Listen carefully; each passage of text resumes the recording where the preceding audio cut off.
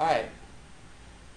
So a lot of this stuff, the first parts of this stuff, stuff that we ran over very quickly, it all boils back to safety, right? Everything boils back to safety, whether you're EMT, advanced EMT, or paramedic. It's your responsibility, your partner's responsibility, it's everybody's responsibility.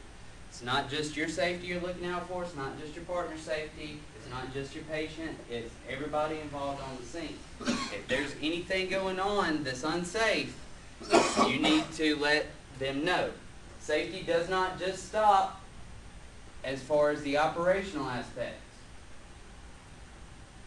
You've got to adhere to your protocols, to your scope of practice. If you're working outside of your scope of practice, that's unsafe, right? If you're giving medications unsafely or giving medications that's not part of your scope of practice, that's unsafe.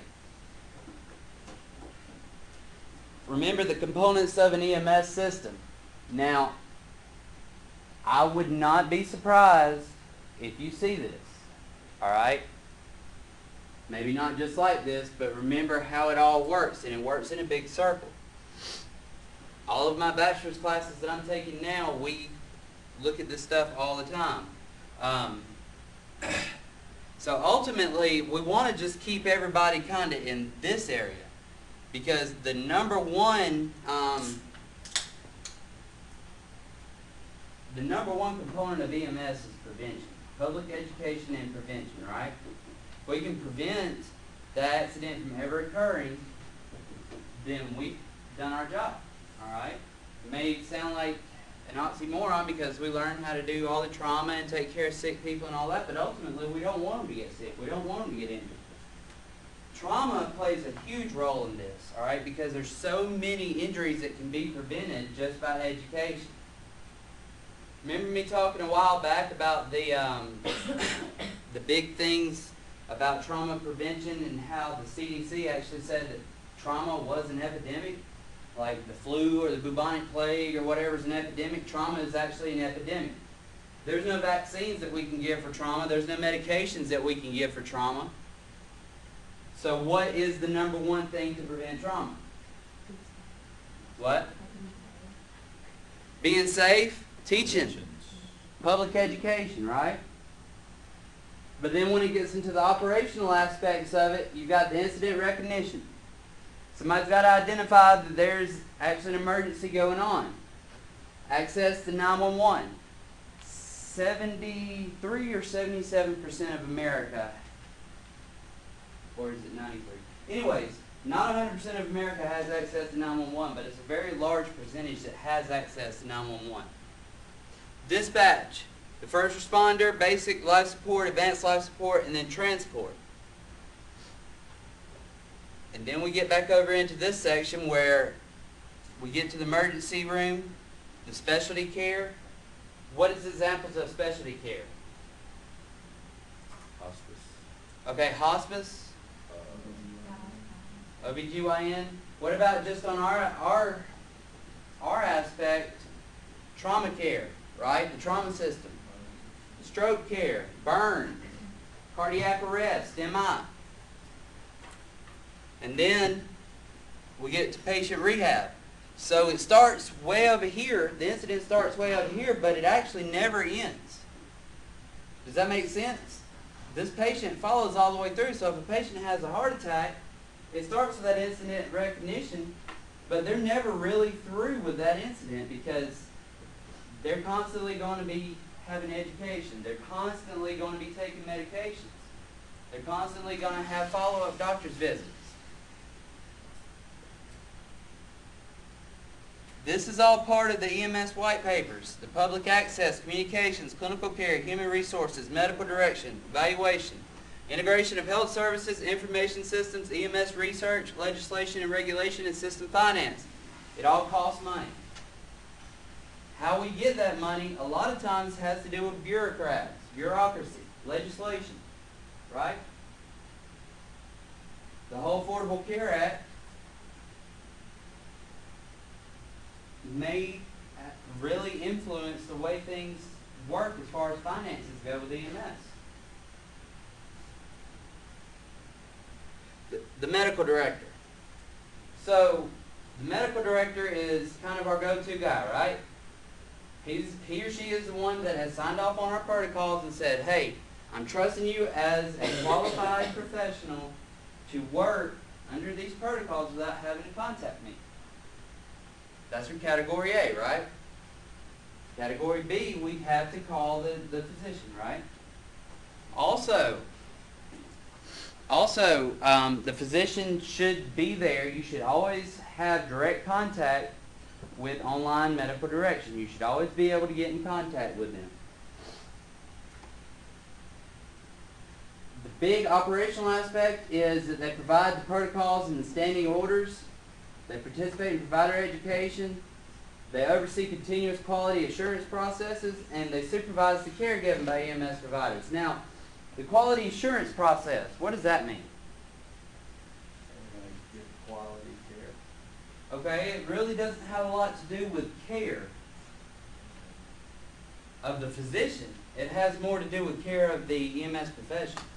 What happens is that they follow that call through, and then they review run reports.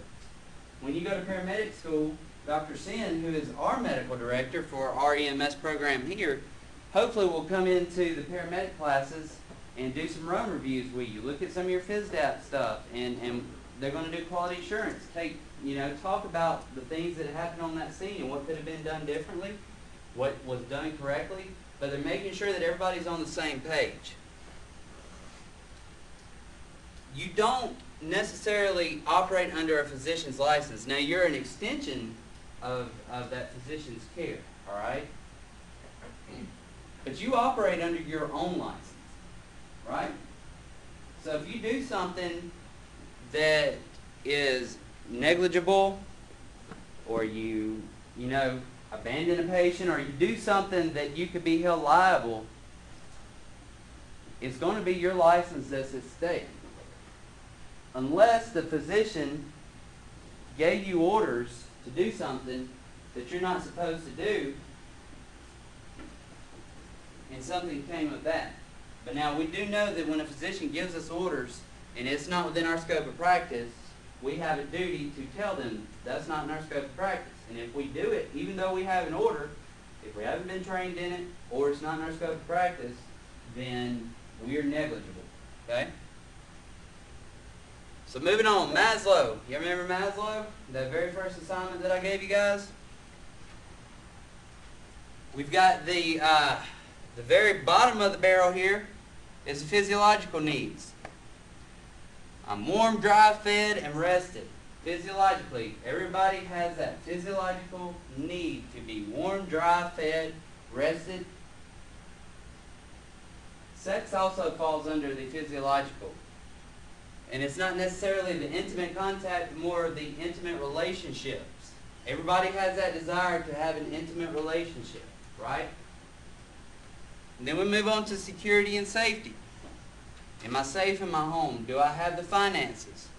Then love and belonging.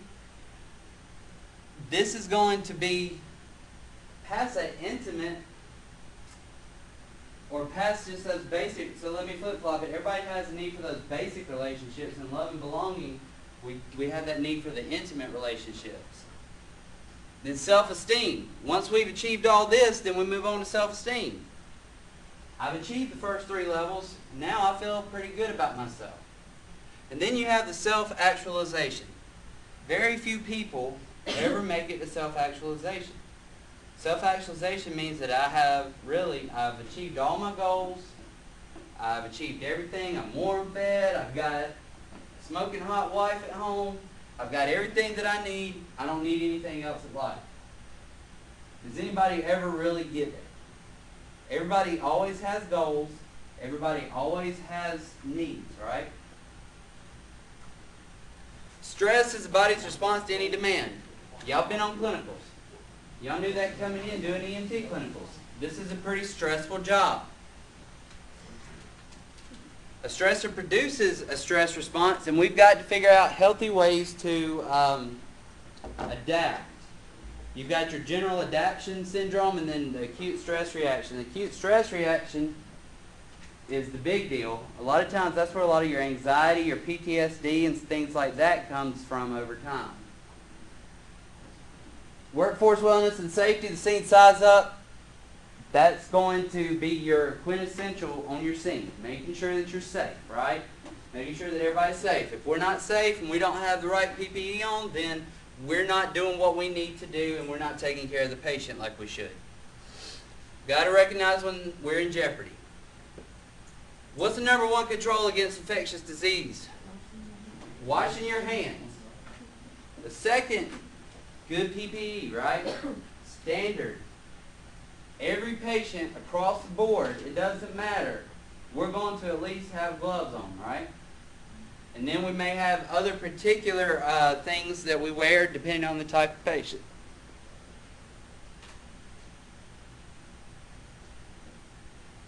Standard precautions assumes that the patient's blood, body fluids could be infectious across the board. All right? No matter what. My wife blows my mind because when my little girl poops in her pants, she'll just grab that big old wad of poop that's in her underwear and just wash it out without even putting gloves on. I mean, I've got tongs and a respirator and dishwashing gloves and all that, you know. I don't want nobody's body fluids on me, even my little girls, you know. The non-sterile gloves are used for routine pre-hospital patient contact. That's going to be when you're suctioning, like ET tubes, when you're suctioning tracheostomy tubes, when you're accessing central lines and things like that. So we talked about hand washing. When is waterless alcohol-based gel or foam accepted? When you don't have anything available to physically wash your hands, or when your hands are not soiled, all right? So a lot of times, like when I work in the ICU, I'll go in there, and if I'm just checking on my patient's medications that are hanging or something, I'll put my gloves on, but I never really had patient contact. I didn't really have anything on my hands, and so it's acceptable for me to just walk out, take my gloves off, and scrub my hands with a foam gel. It's acceptable for you to do that on the ambulance when you don't have that soiled stuff on your hands. And hopefully if you have gloves on, then you won't get any soil on your hands. But if you ever get really nasty, you're going to have a desire to wash your hands anyway. Ethics. What are ethics? I know y'all can read this, but in your own words, what are ethics? Kind of like self-guidelines. So, ethics, morals are more self-guidelines, all right? My morals and your morals may be a little bit different, all right? But we're all expected in a society to act under the same ethics, all right? Does that make sense? Just an example, My morals may say that abortion is wrong. Your morals may say it's the woman's choice, right? But ethically, if the state of Alabama says it's illegal to perform abortions, then that doctor cannot ethically perform an abortion because it's against the law, whether he agrees or disagrees with it, right? Does that make sense? So pretty much ethics is going to be what's accepted as a society to be doing what's right even when nobody else is looking, right? A couple of ethical principles just to look back on. Beneficence means doing good for all. We're going to do good for all. So we all want to act under the principle of beneficence. Whenever we take care of any patient, we want to act under the principle of beneficence. Non-maleficence, or non-malfeasance, or however you want to say it, it's really non-maleficence. It means do no harm. All right? So we want to work under beneficence. We want to do good for all. And we also want to work under non-maleficence, meaning when we are doing good for all, we're not going to do them any harm. What's justice?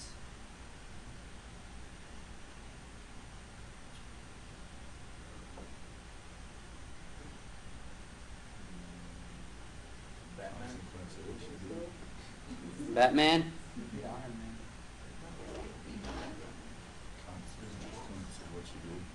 Alright, so justice could kind of be the consequences of what you do.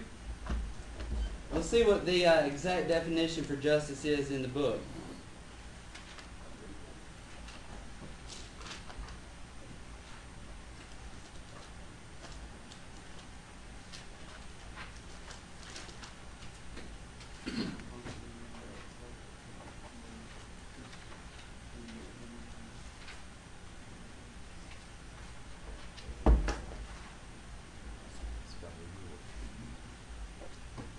Justice has to do a lot with the behaviors. I couldn't find the definition. I didn't want to spend a lot of time. Justice has a lot to do with your behaviors, with the legal aspects, all right? So justice is going to be blind, right? Do y'all remember, have you ever seen the statue of the justice statue? I don't know what her name is, but she's got a blindfold on, and she's got the scales, and justice is going to outweigh the other, right?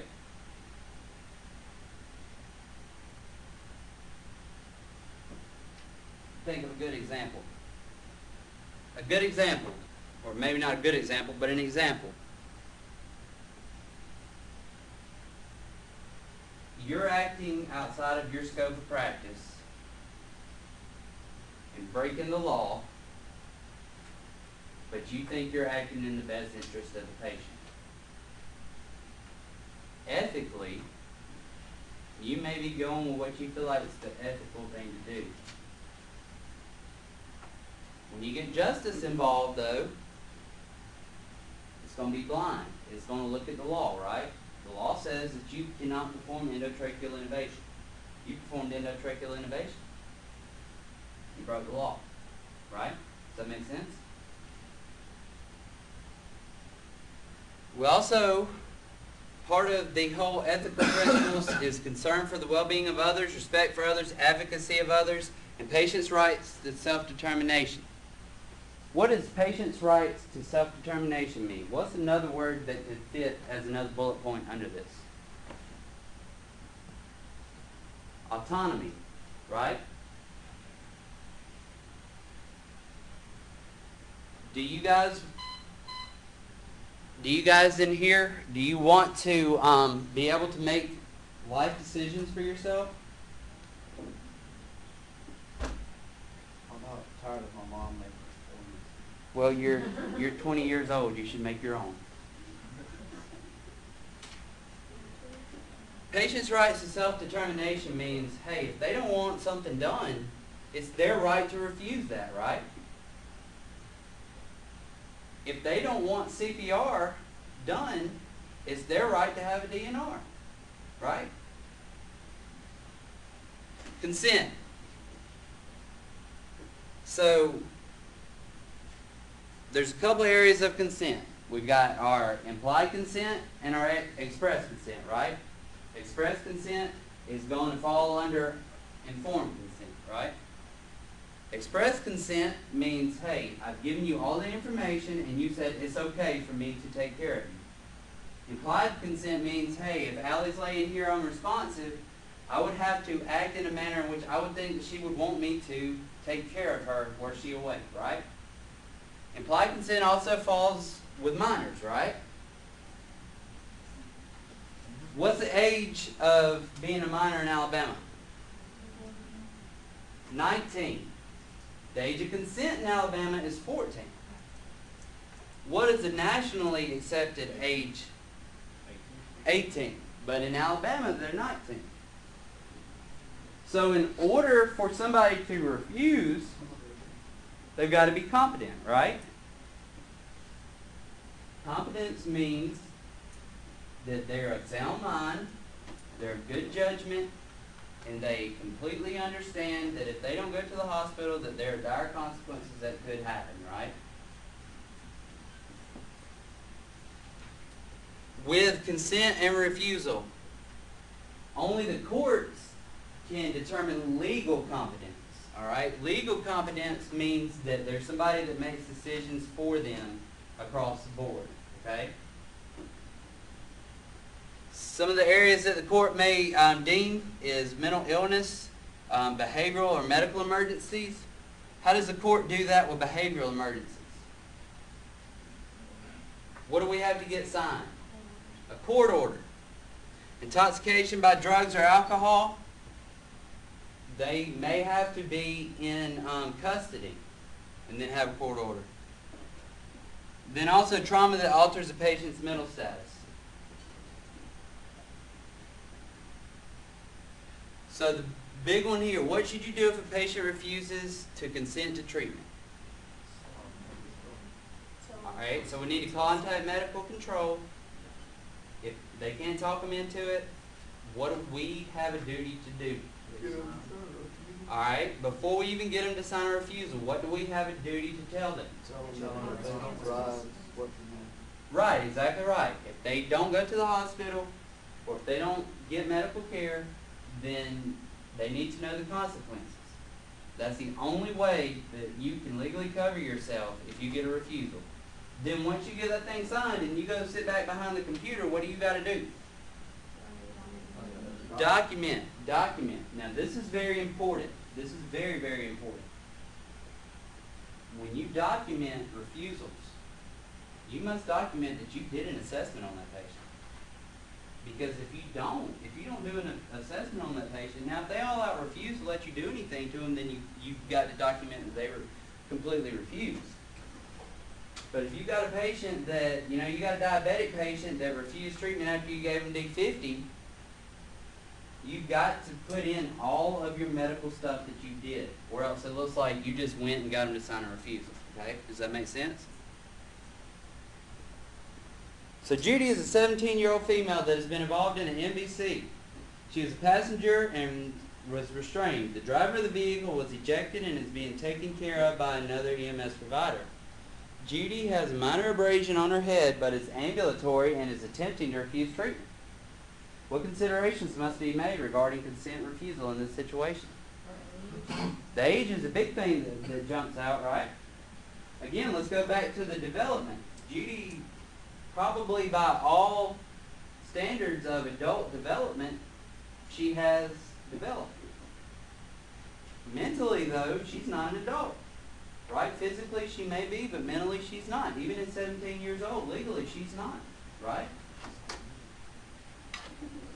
That could be a big issue, right? So you've got to take all that into consideration. But if you leave her there and let her sign, you could be held liable for what?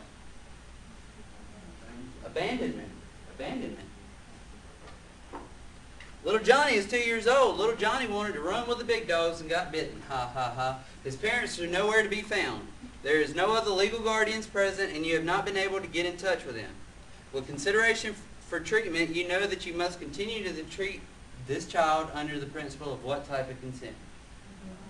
Implied. So the implication here then, what would make this implied would be, hey, under normal circumstances, if the parents were here, I'm going to have to trust that they would want him taken care of, right?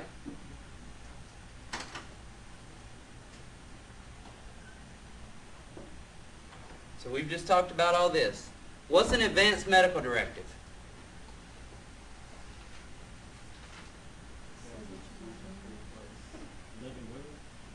It's a written statement of patient's wishes regarding end-of-life issues. Living will is a document written by the individual which states either generally or specifically the types of medical care he does and does not want at the end of life. What does this fall under, that little phrase that we talked about in the first couple of slides? Self-determination. Self-determination. So the advance directive and the living will kind of go hand in hand. But the living will actually spells out, hey, either I want CPR done, but I don't want an endotracheal tube placed, or I want medications, but I don't want CPR. I mean, there's so many things that they can do. A DNR doesn't just have to be don't do anything, all right? In the ICU all the time we have DNIs, do not intubate. Anything else, that's fine, but I don't want to live the rest of my life with a tube down the throat. But in order for us to follow those wishes, what do we have to have in our hand? The papers that are signed. And then a healthcare proxy and a durable power of attorney, and that's where a lot of people get confused. when somebody would come in and say, hey, I'm her power of attorney, I don't want you to do anything. That doesn't matter, because durable power of attorney is somebody that handles their estate. Completely opposite of healthcare, right? They handle their money, they handle their home, they handle all that stuff.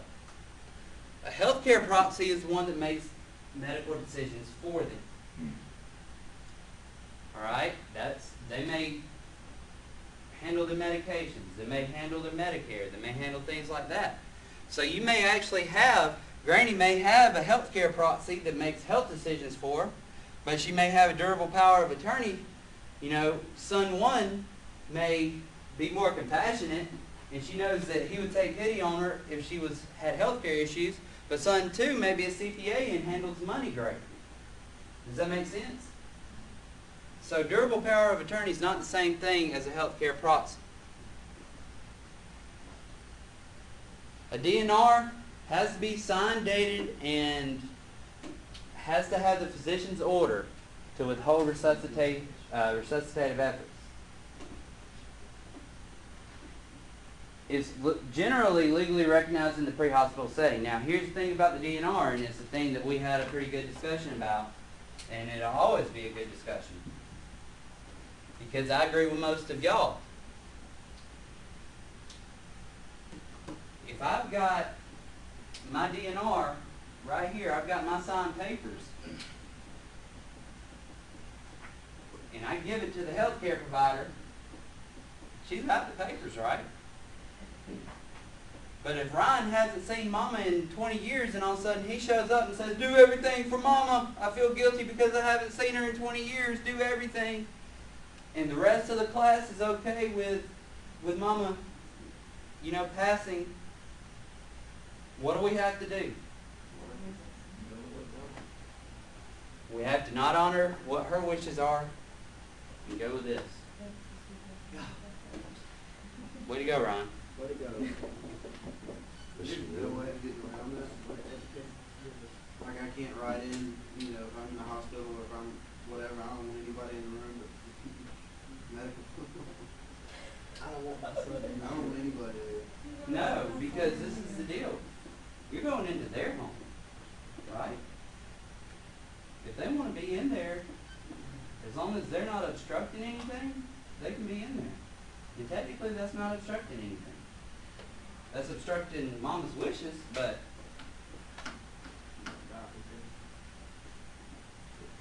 alright, so your presumptive signs of death. Obviously, if they ain't breathing and they have an absence of pulse. However,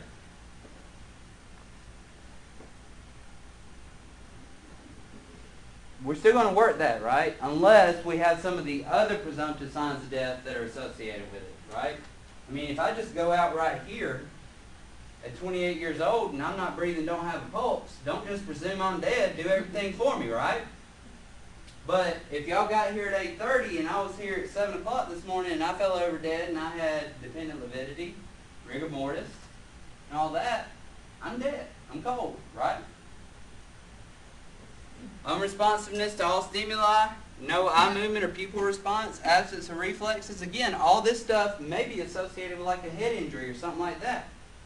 We got to have some other good definitive signs of death. Here's some. If their head's cut off. Transection of the body. If their body's cut in half. If they're obviously decomposing, if they've been charred, if they've been burned real bad, or if we see rigor mortis or liver mortis.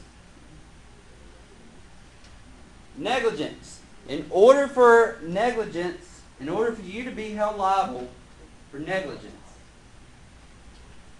you've got to have a duty to act. Alright? So if you get a 911 call, that automatically puts you in contract with that patient. Yeah, that's a big word, contract.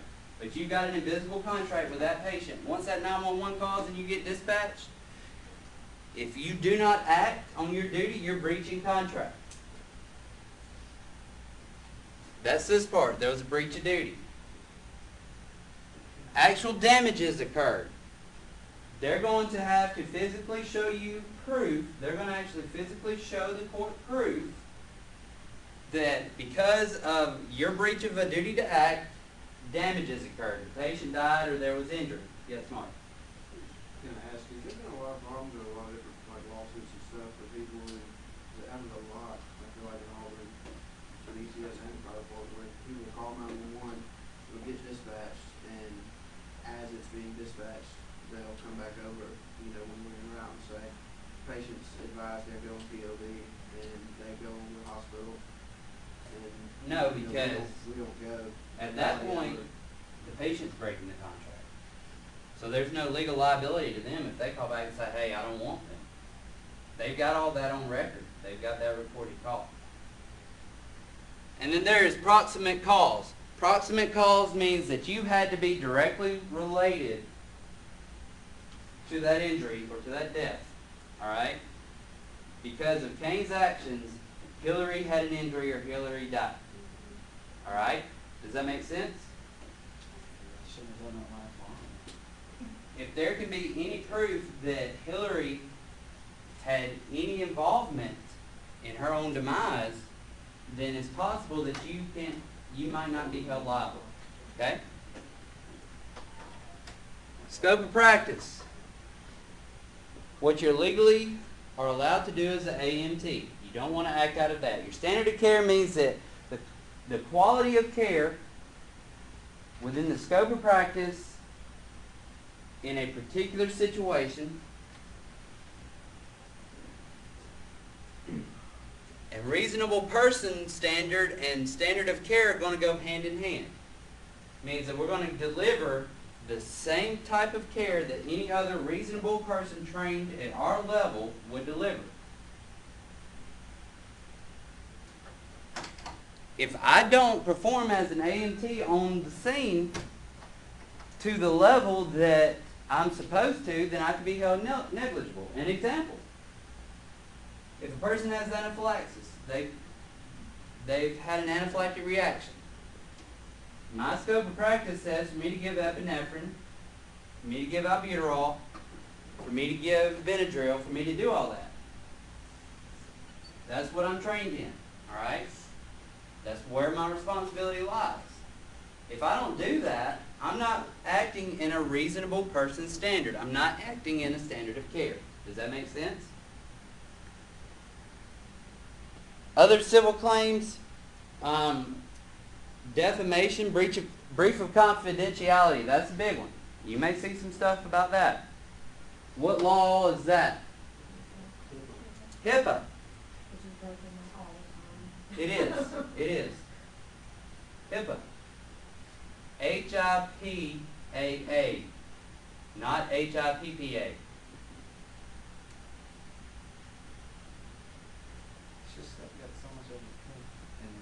The Health Insurance Portability and Accountability Act. And then communication of false and injurious information, slander. Kane's just a horrible advanced EMT. He can't do nothing right. I wouldn't have him touch my dog. Yeah, I wouldn't touch your dog. Well, good, because I wouldn't have it. I'm not a pet. They did CPR. A firefighter did CPR on a dog the other day. What a waste of time. We had a house fire a couple months ago, and it was my cat and dog, and then we came out and ETS put minor breathing on the cat and the dog. They're just wanting to get on the front page of the paper. So I just slandered Kane's name. I've verbally said negative things about it. If I go back to the station and do my documentation, patient was left in the hands of Dr. Sin, who is an incompetent doctor, and I wouldn't trust him to work on my dog. And I wrote all that. I just committed libel. Alright? See the difference? Slander is verbal, libel is written. Do you really feel that way about me? Absolutely not, Kane. I love you. Operational aspects. I don't think there's a lot we need to do with all this except just briefly hit it. Your vehicle operations, your scene, your calls, it all starts at 8 o'clock in the morning when you show up to work. You got to make sure your vehicle's fully stocked and it's working good. The person's driving has got to drive with due regard, right? They've got to act like nobody else on the road knows how to drive. and they've got to always be scanning. I don't think that's used Probably not. Lifting and moving patients, make sure you're using the right technique, and then interacting with air medical services. Just talked about this. You're responsible for the vehicle. You must be able to do a scene size up. You've got to do all the aspects of your assessment, right? You know how to safely move patients, and you really need to know, going back to the specialty care, you need to know when and when not to call for air medical transport, right? You respond to an MVC on I-85. There are multiple patients being taken care of by other pre-hospital professionals. Your patient is a 27-year-old male who has suffered an apparent head injury. The helicopter has been called and is arriving on scene. What special considerations should be made when setting up a landing zone? Okay, so number one, we've got to stop traffic. If we're going to land on the interstate, we've got to stop traffic. You want to make a state trooper mad? Tell them that we're about to shut down this left lane of traffic. He may try to arrest you. There have been documented cases where the cops did not want this to happen. And while I'm on that subject, real quick, what are you trained to do? Patient care. What's a traffic officer trained to do? Traffic control. Keep traffic rolling, right? Big conflict of interest, right? You got to keep yourself safe.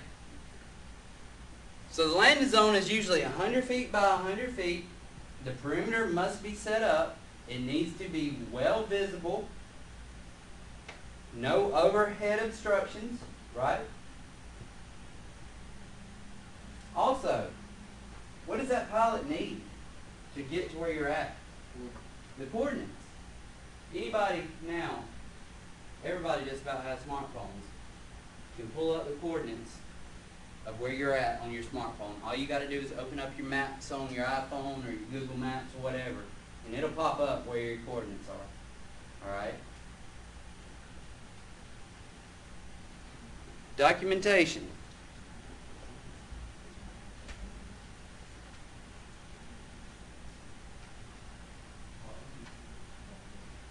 (35) 3-5. Respond to the intersection of Gowan and 12th for a motor vehicle collision. Police are already on scene, showing you dispatched at 1410. Upon arrival, you arrive on the scene of what appears to be a relatively minor incident with very little damages to the vehicle. Mr. Hitchens here clunked into Yvonne, who's over there in the blue car. The police officer says as you walk up, very low speed, but she is complaining of neck and back pain, so I called you. Size up. The scene appears safe, well controlled by law enforcement. You approach the small blue car from the front and instruct the woman in the driver's seat to look straight ahead at you while your partner climbs in and maintains her head in a neutral inline position. You then crouch next to her open door and ask what happened. She explains that she was sitting on the red light, and the car behind her rolled into her bumper. Your general impression. 50-year-old woman, very mild distress. Pink, warm, and dry. Her airways patent. She is breathing at a rate of 12 per minute, and you count a good, strong radial pulse. Perform a physical exam on the woman, obtain a history and baseline set of vitals. Tells you she takes prescription blood pressure and cholesterol medications, that she is allergic to sulfa drugs. Her vital signs are pupils equal and reactive to light, blood pressure is 132/76, pulse 70, respiration is at 12 per minute, with SpO2 of 99%. Her lungs are clear bilaterally, the circulation, sensation, and motor function are normal in all extremities. Based on the patient's complaint of neck and back pain, you decide to immobilize her using a C-collar and a vest-type extrication device, then move her to a long backboard with assistance. Once complete, you move her to the ambulance. While en route to the hospital, you monitor the patient's airway, breathing, circulation level, responsiveness. During transport, you note no change in her condition. At the ED, she is transferred to the staff, and you and your partner complete a pre-hospital care report and prepare the ambulance for another call. So, with all that information I just read through, what basic components of information would be important to include in the pre-hospital care report for this situation? Alright? So really, starting from the beginning, we're going to put our scene size up. Remember that little quote from the police officer? We may need to quote that directly.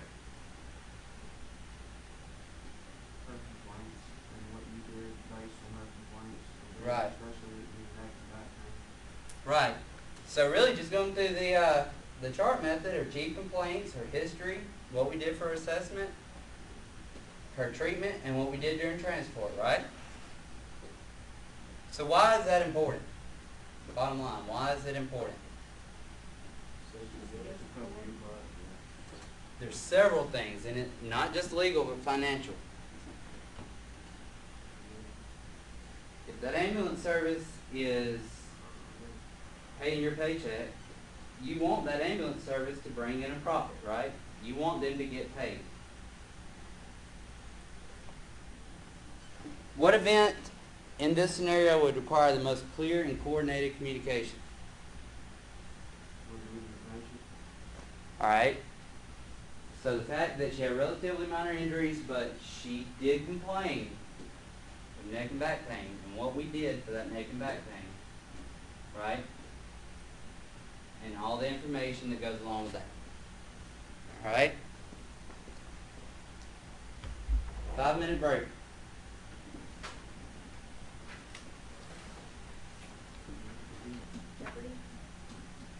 At the end.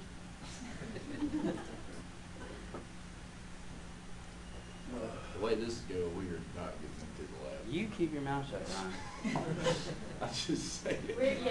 Yeah. We are moving real slow. All right, so the minimum data set when we document, we need to at least have these things. And then administrative information, because that's going to be very important in a court. If you got called at 9:35 dispatch and you don't show up on scene until 10 o'clock, you had a 25-minute transport time or 25-minute response time. That's ridiculous, right? That could get you in a lot of trouble. So you need to be sure you've got good and accurate times. All this stuff is the functions of your pre-hospital care report. Be sure you document straightforward, objective information only. Don't add personal opinion or anything like that. You just want the facts, right? If you do quote somebody directly, you make sure that you put that in quotation marks and you make sure that it is clear and defined that it is a quote and not coming from you. Write in a way that in 5 years, if you get called to court, you can look at your PCR and you can remember details on that scene. Because you will get called. You will get called. I worked a murder in 2008. I got a call on the way down to Destin, Florida in 2011, celebrating my first anniversary with my wife, them wanting me to come in to do a deposition on a murder that happened in 2008, 3 years previous. When I got back, I pulled all the reports and all that, and I was able to remember kind of what happened. Right? Yes, right. All right, let's get into the body. Remember the body cavities. You got your cranial cavity here and your spinal cavity. Your thoracic cavity separated by what? Diaphragm, your abdominal cavity, and then your pelvic cavity. The pelvic cavity and the abdominal cavity don't really have any direct separation. And so together they are the abdominopelvic cavity. Remember, you got 206 bones divided between the axial and the appendicular divisions. So if we cut off all of his arms, cut his pelvis off, and just had the rib cage and the spine and the head, the skull, then that's going to be your axial. Everything else is going to be your appendicular. Okay? 206 bones, axial and appendicular. The fun stuff now.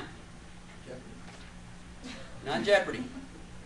Concentrations of certain substances. How do they move inside and outside the cells? And how do they affect water movement? What's that process called? Diffusion. Not diffusion. Osmosis. Diffusion is what? Diffusion is gases. Osmosis is the movement of water across the semi-permeable membrane along a gradient from a lower to a higher solute concentration. Remember the semi-permeable membrane. The cell wall is similar to a strainer that you use to strain spaghetti noodles and things like that, right? The water can go through the holes, but the large hamburger meat or whatever, it stays. It's a filter, right? Water and solutes move to equilibrate concentration throughout the solution. So if we've got a higher solute inside of the cell than we do outside of the cell, what's going to happen to the water? The water is going to move in to dilute the solute down so that we've got an equal amount of water on the inside and the outside of the cell. That you kind of run into problems with that.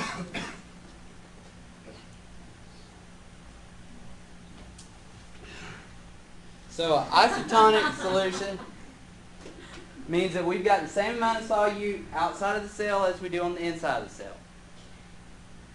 What fluid are we going to give this isotonic? Normal saline or lactated ringers, right? They're both isotonic crystalloid solutions. A hypotonic means that there's less solute on the inside than there is on the outside. There's more solute on the outside. What's going to happen to the water? Then you've got the hypertonic. Alright? You got more solute on the outside than you do the inside? Make sense? Y'all remember this? You seen this? You heard about this?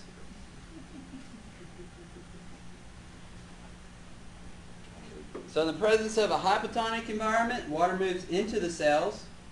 And in the presence of a hypertonic environment, water moves out of the cells. Because the water is going to go where the solute is, right? So if there's more solute inside of the cell, it's all going to rush into the cell. If there's more water on the outside of the cell, then all the water in the cell is going to go on the outside.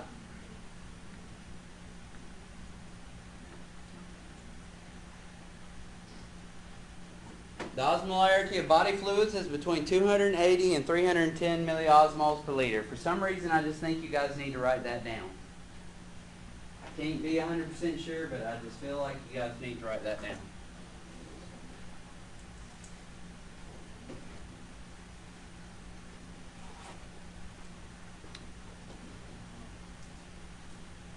All right. That's cool. This is in your book. Crystalloid solutions. Contains water and electrolytes. Colloid solutions contains proteins or large starch molecules. What fluid did we learn about that is a colloid?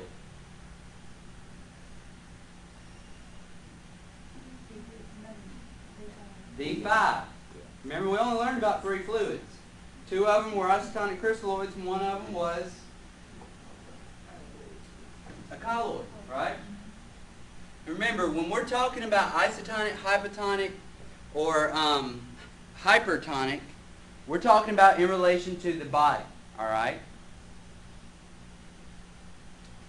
Does that make sense?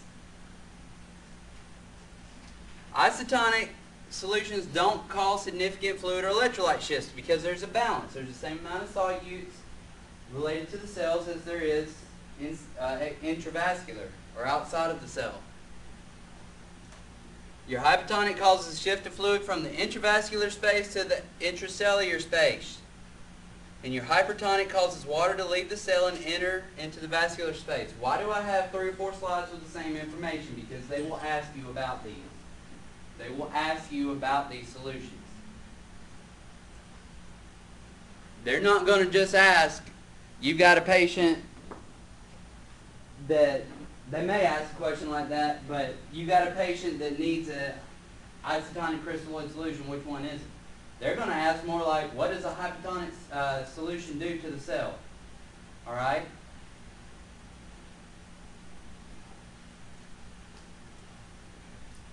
With our fluid administration, KBO is 30 milliliters per hour, right? Or that's also called what? TKO. For volume replacement, 500 milliliter initial bolus, that's what your book says, but you're probably going to see 10 to 20 milliliters per kilogram in registry for keeping blood pressure 80 to 90. What is this called? Keeping the pressure around 80 to 90? You're right.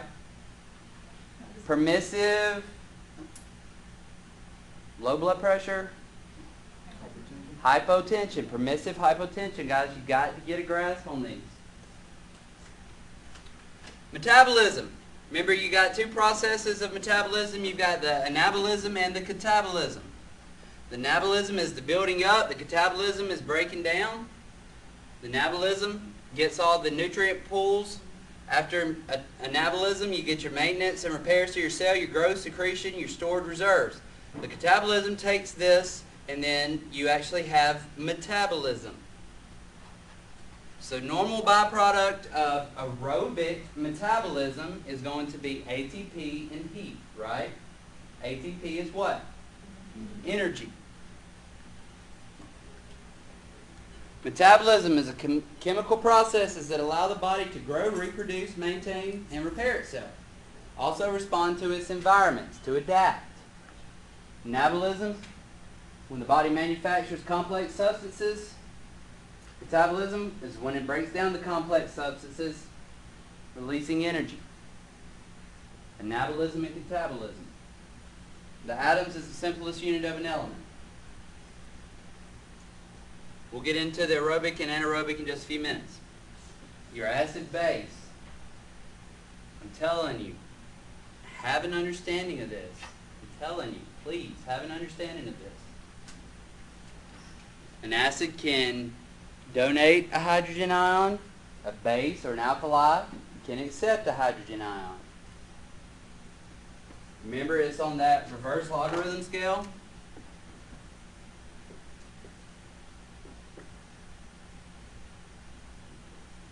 .0 in normal biology or chemistry is what? Neutral.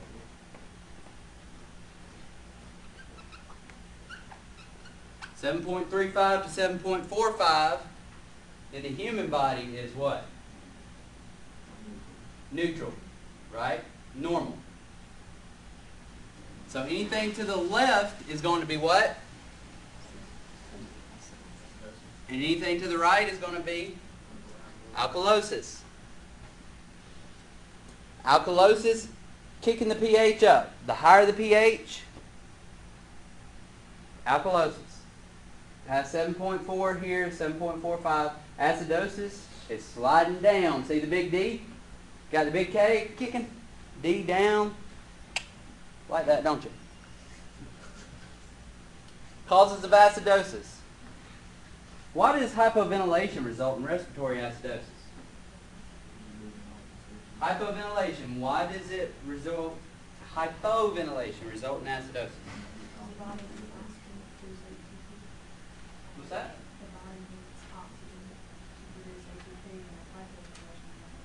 Okay, so basically when you hypoventilate, your body does need that oxygen, but you're not getting that oxygen in, right? But what are you not getting out? CO2, right? CO2 is byproduct of metabolism, right? We're not getting it out. So really and truly, anything that can cause hypoventilation, drug overdoses, pulmonary issues, chest trauma, airway obstruction, anything that can prevent you from getting CO2 out and O2 in can cause respiratory acidosis.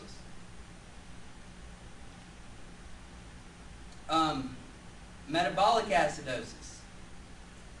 Why does diabetic ketoacidosis cause metabolic acidosis?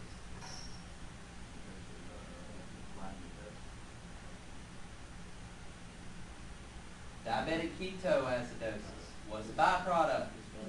Ketones, right?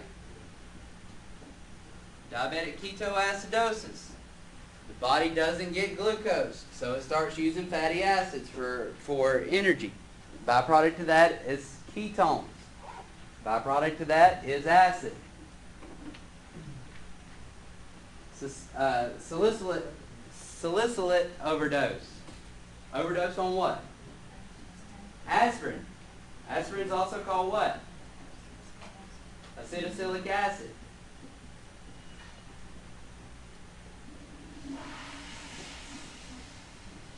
Sepsis, renal failure. Why would renal failure cause acidosis? Right, because the kidneys do what? They filter. They get that junk out. If they're not working, it's going back up in the blood. So why is it metabolic? So there's a couple things. In metabolic acidosis, the acid overrides the bicarbonate. So your bicarb starts going down. Alright?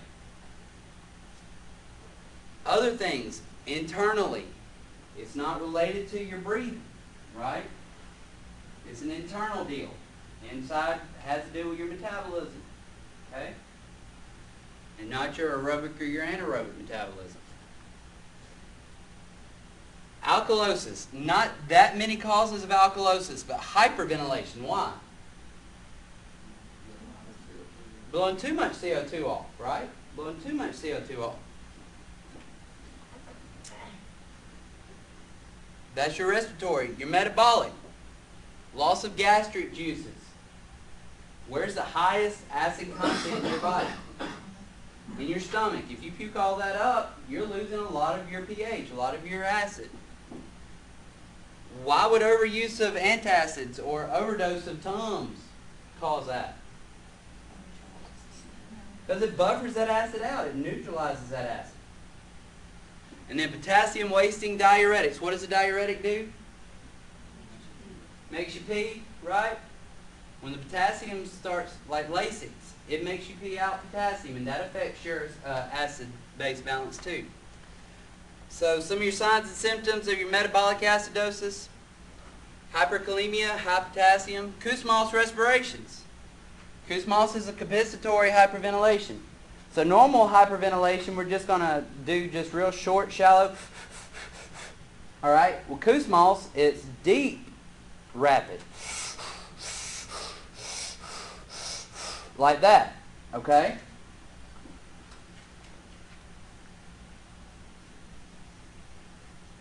Metabolic alkalosis is going to have a lot to do with your mind, shaking, nausea, vomiting, diarrhea, respiratory acidosis. Going to feel like you can't breathe. We're going to have muscle weakness and hyperreflexia. Also, you may have some cramping. Well, you have cramping more with your respiratory alkalosis. Anybody been running? You've been breathing real hard and caught those cramps? Probably a result of that. All right, respiratory and circulation, your respiratory system. Respiratory system is divided by your upper and your lower airways, right? I don't have to go back into that. What I do need to go into, what's the difference in internal and external respiration? Internal respiration is what? Gas exchange on the cells. Offloading of oxygen, onloading of CO2 and waste. What's external respiration? At the alveolar capillary level, right? Bringing in the oxygen from the body, or from the outside, blowing off the CO2, right? A couple of your lung sounds. Your lower airway lung sounds, your crackles. Crackles sometimes can be rails. Rails are wet like whales, right? Those crackles, that real loud, coarse popping. Obvious fluid down there. Rhonchi. That's a rumbling, coarse sound. It sounds almost like a snore, but it's in the lower levels of the lungs. And then the wheezing. We all know what wheezing is. Go back and know your abnormal respiratory sounds. Here's just a little way to help you remember what could cause dyspnea. Possible foreign body airway obstruction. A pulmonary embolus. A pneumothorax. Pump failure. Or pneumonia. Why would pump failure cause dyspnea? Fluid backup. The heart's not pumping out, right? Why would pneumonia cause dyspnea? the lungs are filled with fluid where they should be filled with air, right? Decreases the surface area that you can bring in air. Pneumothorax, why would that cause dyspnea? Can't expand the lungs. You can't bring in that oxygen. Pulmonary embolus. What's going to happen? Where is the pulmonary embolus located? Not the alveoli. It's a blood clot. The pulmonary artery or the pulmonary vein. Why is that a problem? You don't have blood flow either to the lungs or from the lungs, right? And then we know why possible foreign body airway obstruction could cause it. Because if you get a peanut in your larynx. Yes, exactly right. Those peanuts will get you. So if we have a problem, let's just say we've got a possible foreign body airway. So we have a problem getting oxygen in, but everything else in the lungs is normal, and if we could get that oxygen in, we could have external respiration. What is that called?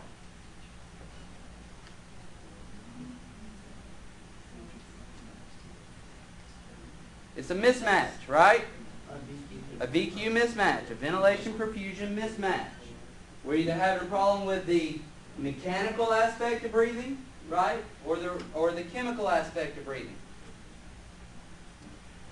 Hypoxia. Y'all know what to do with hypoxia. How do you identify hypoxia? Usually like the lips. So cyanosis.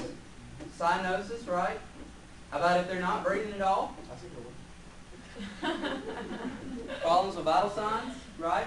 Decreased SpO2. What's a late sign? Altered mental status and confusion. What would be the usual treatment for hypoxia? Oxygen. Whether we need to get oxygen in them by mechanically ventilating them or positive pressure ventilating them, or we just need to give them supplemental oxygen. Asthma. Asthma you may also see as reactive airway disease, meaning that it takes something to cause a trigger and then it reacts.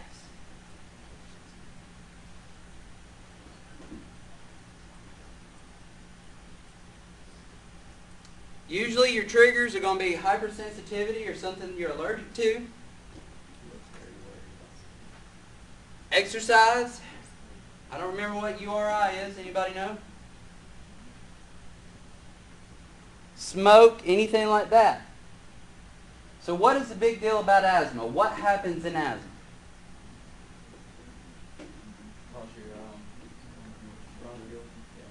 Bronchial constriction. It causes everything to shut up and lock up, right? So what do we need to do for that? We need to open them up by giving them a selective beta-2 sympathomimetic, right? What is that beta-2 sympathomimetic? Albuterol. Beta-2 causes bronchodilation and vasoconstriction, right?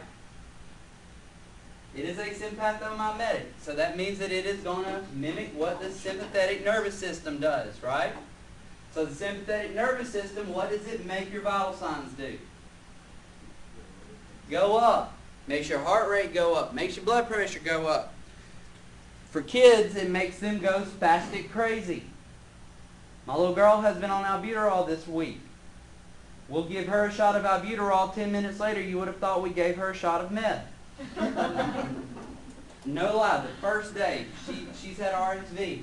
She's not been able to breathe, been wheezing, been tight. We gave her a shot of that albuterol on Sunday. 10 minutes later, she said, "Whew, I want to run in circles." And just started running in circles. And started jumping on the couch and just going crazy. But because it interacted with her sympathetic nervous system and it made her happy, right? It stimulated her. So what's your treatment? When they go crazy? No, for an acute asthma attack. All right, humidified oxygen, medication-wise, albuterol. What if it becomes a severe, severe allergic reaction and we aren't to the hospital yet and they're not responding to albuterol? Epinephrine. Epinephrine. Because we give epinephrine because it bronchodilates, right? What's the difference in acute asthma attack and status asthmaticus? Acute happens, but then the status stays on. So an acute asthma attack, they usually can take a shot of their inhaler, or we can reverse it with albuterol treatment. Status asthmaticus is greater than 5 minutes, and it keeps going. All right? Which one's more dangerous? Status asthmaticus. That can lead to death. Another thing to remember about asthma. We go on scene. We give them a shot of albuterol. They're breathing better. Are they good for the rest of the day? Probably not. Probably not.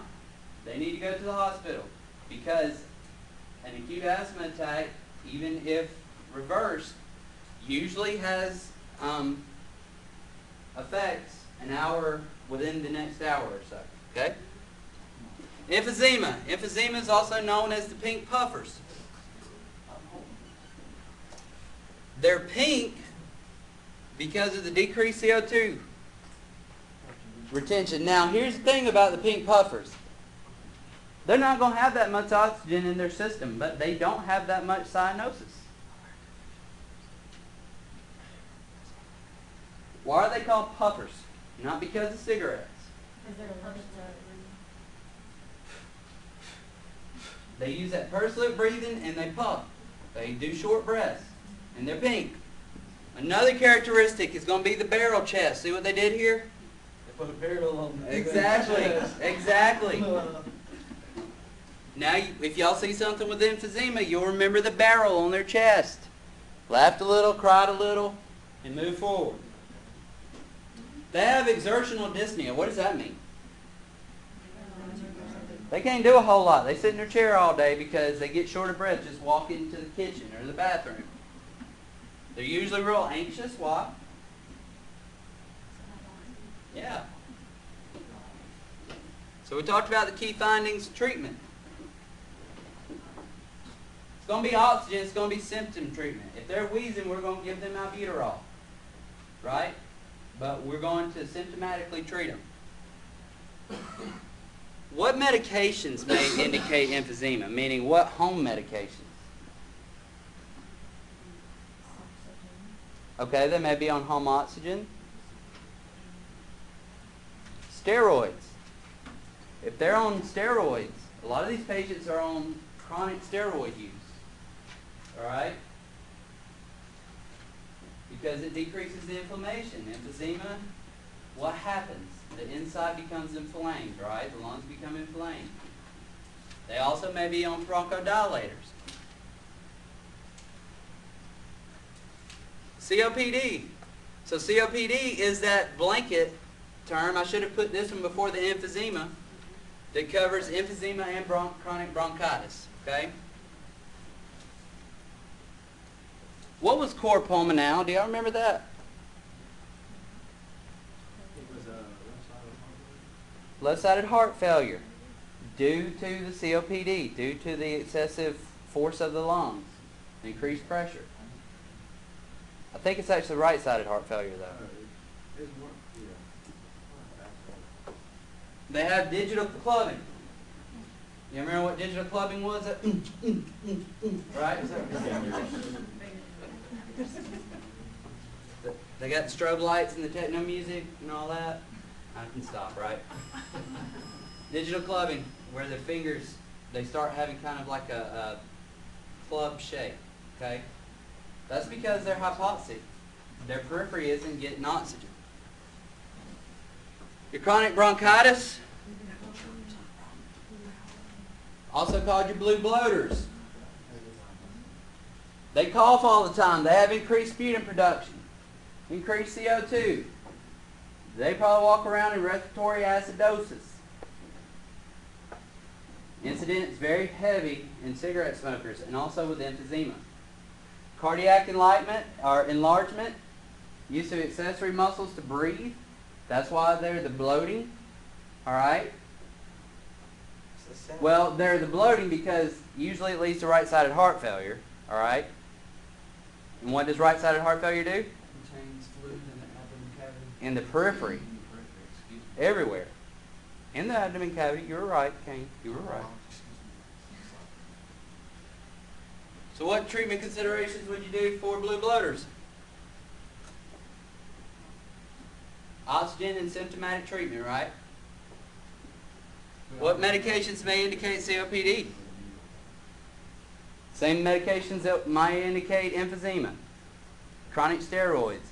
If they've got right-sided heart failure, they may be taking diuretics, right? They may be on home nebulizer, home oxygen.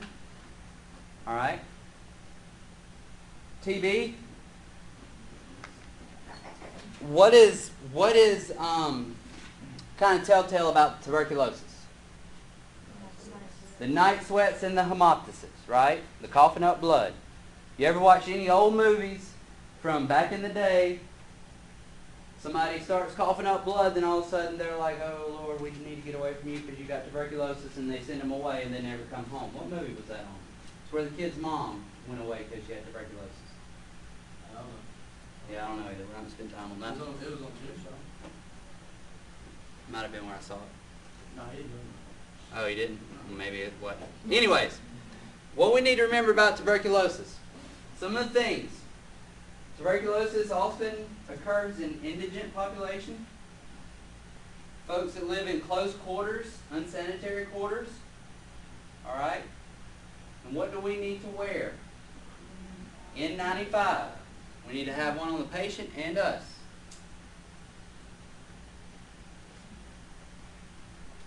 Alright, ventilation is the mechanical process of moving air in, right? Talked about external and internal respiration. Alright, moving on to airway management. Remember, we can use blind insertion airway devices. Not just a combi tube, but that's one of them. So you may have questions about LMAs. You may have questions about a King airway. Alright? Just know that your supraglottic airways, this is not a supraglottic airway. Alright? This is an esophageal airway. Why?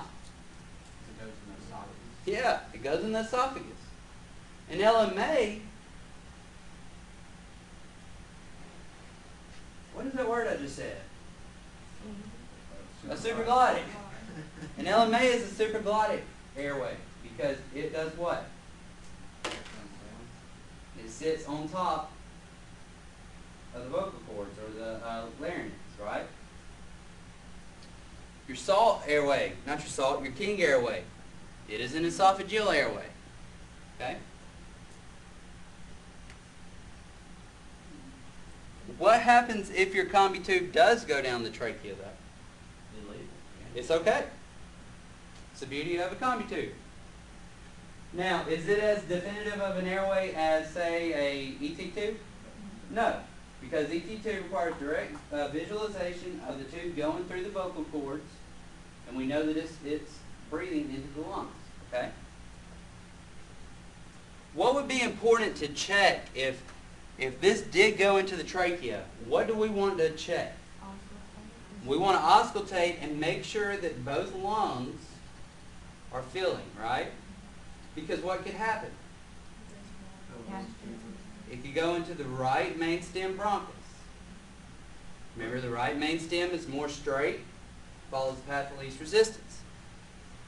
Depending on how far you went in, you might have to use the second lumen, wouldn't you? Do what now? Like, depending on how far down the trachea you went. If you go down the trachea and if you go past the vocal cord, you're going to need to use the lumen that goes straight out of the bottom of the tube. That's what I was saying. Yeah, and so that's why you check both of the lumens, right? Because ultimately, it's more than likely going to go down the esophagus, right? So then you want to use a lumen that's going to give air that way. That's why you've got the big cuff here, right? Big balloon here to keep air from going out. You got the small cuff here, the small balloon here to keep gastric content from coming up. Now, what happens, and Allison said it just a minute ago, what happens if you continue to inflate this lumen if it's in the esophagus? You can close the trachea. Okay, it may, but it'll take a while. But what's going to happen in the stomach? You're going to have gastric distension. You're going to blow a lot of air down into that stomach. Eventually that pressure is going to come back up, okay? I've seen people that's intubated that they went down into the esophagus, and little thin frail ladies, by the time they got to the hospital, looked like they were pregnant because of all the air that was in them. There's your king. Remember CPAP. CPAP delivers what? Continuous positive airway pressure. It gives them PEEP. What was PEEP? Positive end expiratory pressure, right? So what that means is as they're blowing out, it's still going to deliver a little bit of pressure that's going to virtually splint the airways, the alveoli, to keep them open. Okay? When is CPAP indicated? Pulmonary edema, congestive heart failure. Pulmonary edema results from congestive heart failure. When they're wet like rails, or when they're wet like whales, they got those chorus crackles, they are full of fluid. It's going to help push that fluid out. Okay? What do they need to be doing in order to use CPAP? Okay, sitting up, but what else? They got to be spontaneously breathing. That's the difference in CPAP and positive pressure ventilations. Positive pressure ventilations, we're going to be supplementing their breaths. We're going to be giving them breaths. All right? With CPAP, we're just giving them that extra inspiratory pressure and that extra inspiratory pressure as well. Now, it's a continual pressure. It's the same pressure when they breathe in and breathe out. Now, you do have BiPAP that has an inspiratory pressure and an expiratory pressure. Hopefully, most of y'all saw the BiPAP when you did clinicals. I doubt they'll ask anything about BiPAP, though. With your cardiac assessments, you need to do your head to toe. There's a lot of things that could give you some good indications. Now remember, cardiac patients aren't just MI patients. What other types of diseases may be a cardiac patient? Congestive heart failure. What else? Renal. Renal? Renal would be kidneys.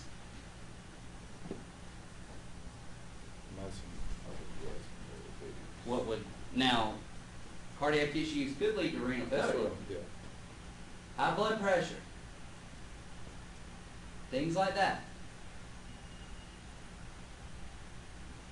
A blood pressure of 140, I think, over 90.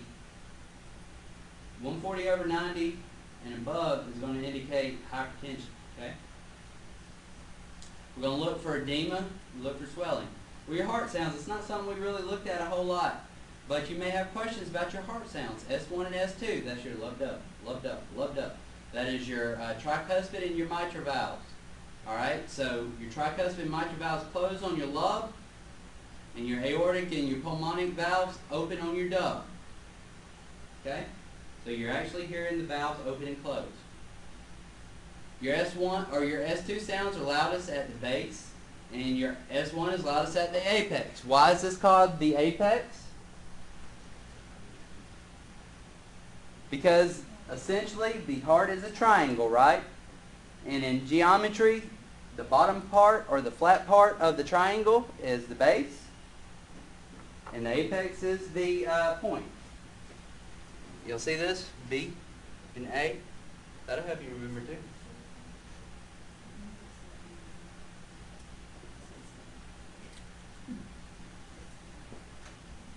So your blood pressure is your cardiac output times your systemic vascular resistance. What is your systemic vascular resistance?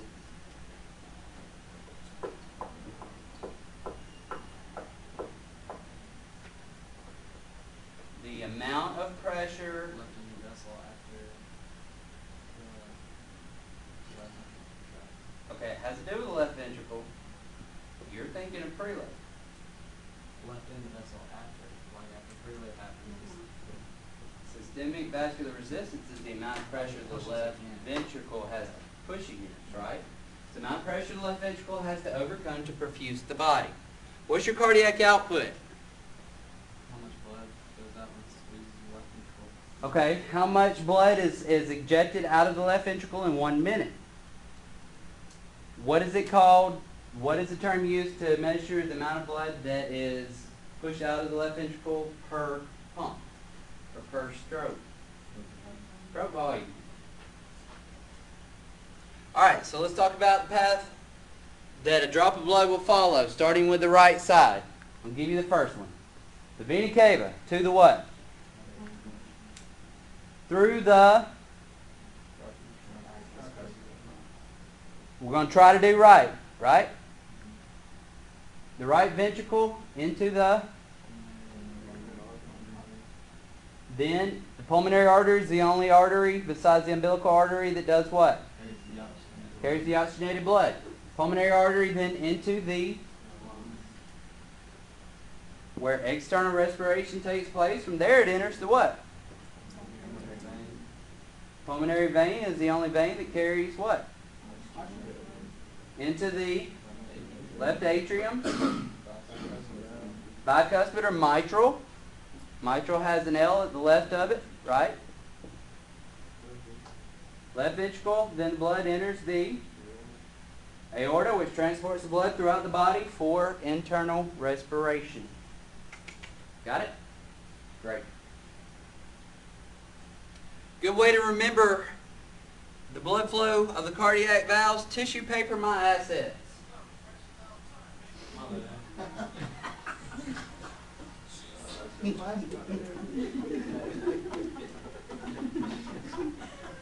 But that's okay, 'cause I'm still fly.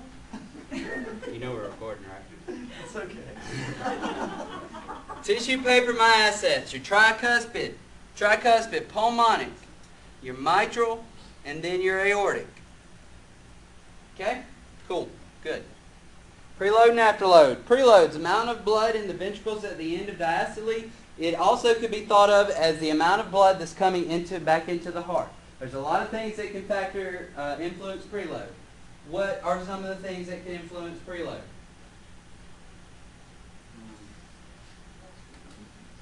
How about vessel diameter?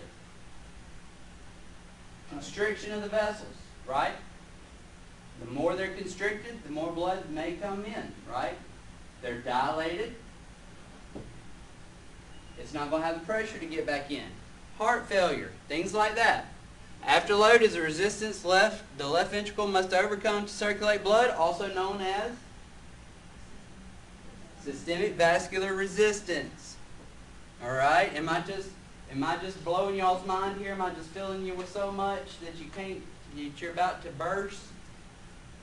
Good, because we've seen all this stuff again, and I bet you're seeing stuff that's like, oh crap, I don't remember that from when we talked about it. At least you will remember it now. I hope. Also, other things that can affect preload: hypervolemia or hypovolemia. If you have an increase in afterload, you're going to have an increase in cardiac workload. The heart's going to work harder. So your cardiac electrophysiology, let's look at that real quick. We're getting there. Your P wave indicates what? Atrial depolarization. Your PR interval is the space between the start of the P wave to the start of the QRS complex. So that's the time that it takes for the atria to depolarize. Your QRS complex is what? Ventricular depolarization. Now, the atria does repolarize or relax, all right? But that wave doesn't show up because the QRS requires a lot more energy and it covers it up. Then you have the ST segment. The ST segment is from the end of the S wave to the start of the T wave. Just testing your knowledge here. What do we look for on a cardiac monitor with the ST wave or the ST segment? Right. If there's an elevation in the ST segment, that indicates an MI. If there is a depression in the ST segment or is below that baseline, that indicates an old injury to the heart. Then you've got the T wave, which indicates ventricular repolarization. Remember, your electricity goes from the SA node down what's called the internodal pathways to the AV node. The AV node is right there, right above the atrioventricular septum, the muscle that divides the ventricle and the atrium. So when the electrical current goes from the SA node to the AV node, it pauses that electrical current for just a millisecond. Not long, but it pauses it to allow something to happen in the ventricle. What do you think happens in the ventricle when it pauses? It allows it to fill up. It allows the actual ventricular chamber to fill up.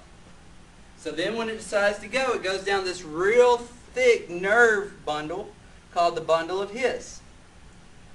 Then it bifurcates, or it separates to the left bundle branch and the right bundle branch.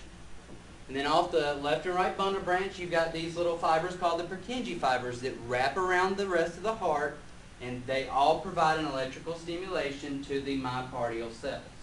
Okay?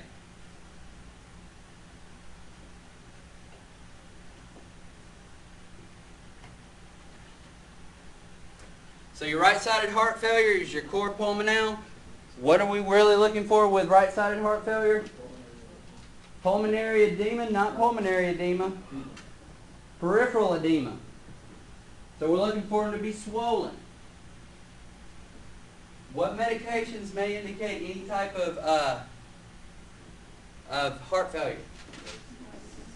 Diuretics, Lasix, HCTZ, anything like that.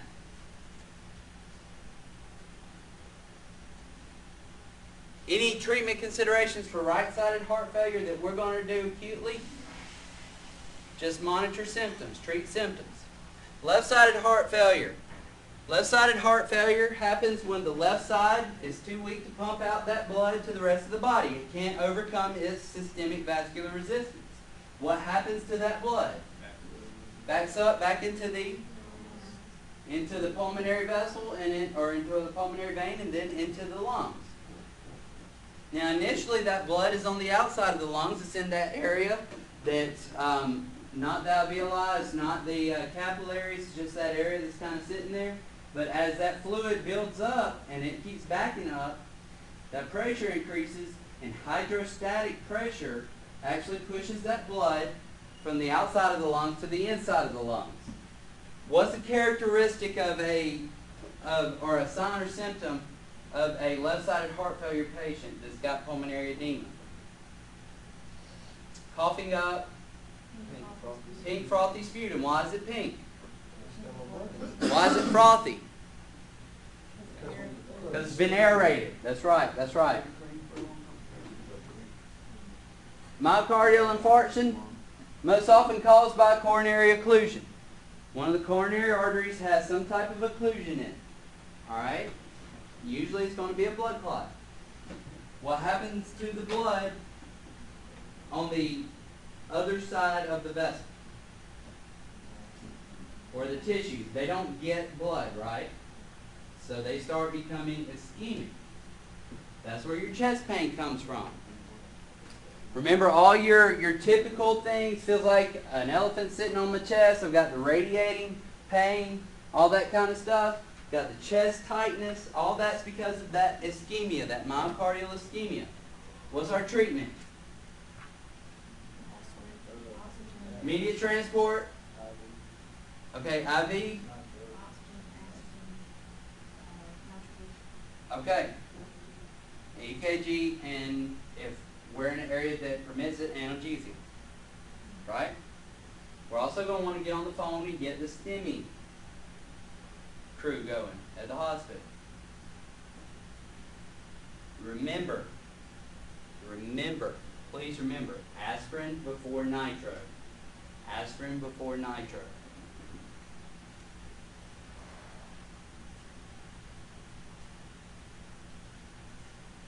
Your heart will have three particular areas of damage.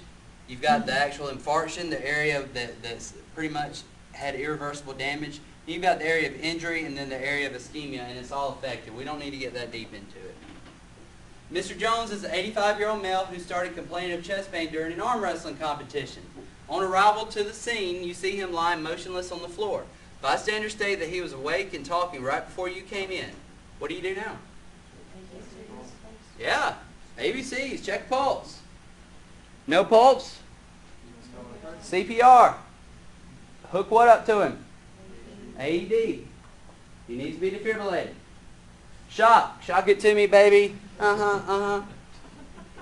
Early signs? For recording. I don't care. Maybe it'll get out and I'll get a record deal. I don't know. That one's pretty good. Remember, you've got your early signs of shock and your late signs of shock. Why do you have a normal blood pressure even though you're in shock early on? Compensation. Late signs, decrease in systolic pressure. Could be a sign that you're hypovolemic, bleeding out. You're so ultra dilated that you can't get enough volume to fill up. Pulse rate. Why does your heart rate increase? Compensation. It's trying to overcome that blood pressure, right? Late sign, weak, thready pulse, because the heart's starting to wear out. Person that's in prolonged shock, if we don't feel a pulse here, we still need to check a central pulse, right? If we don't feel a peripheral, we need to still check a central pulse. Initially, their skin color is going to be normal. Why? Compensation. They're still circulating blood. Then they become pale. Why? Decompensation. They're not circulating blood.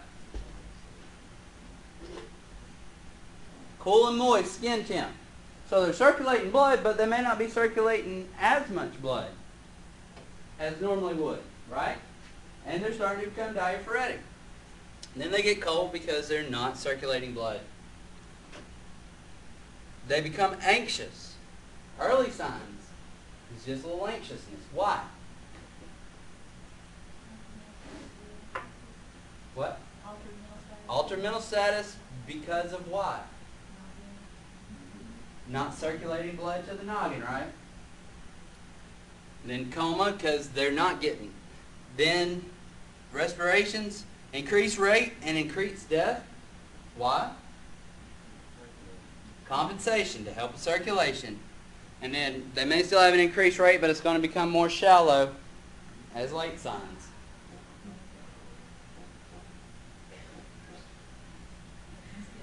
Y'all are horrible. Okay, it's you.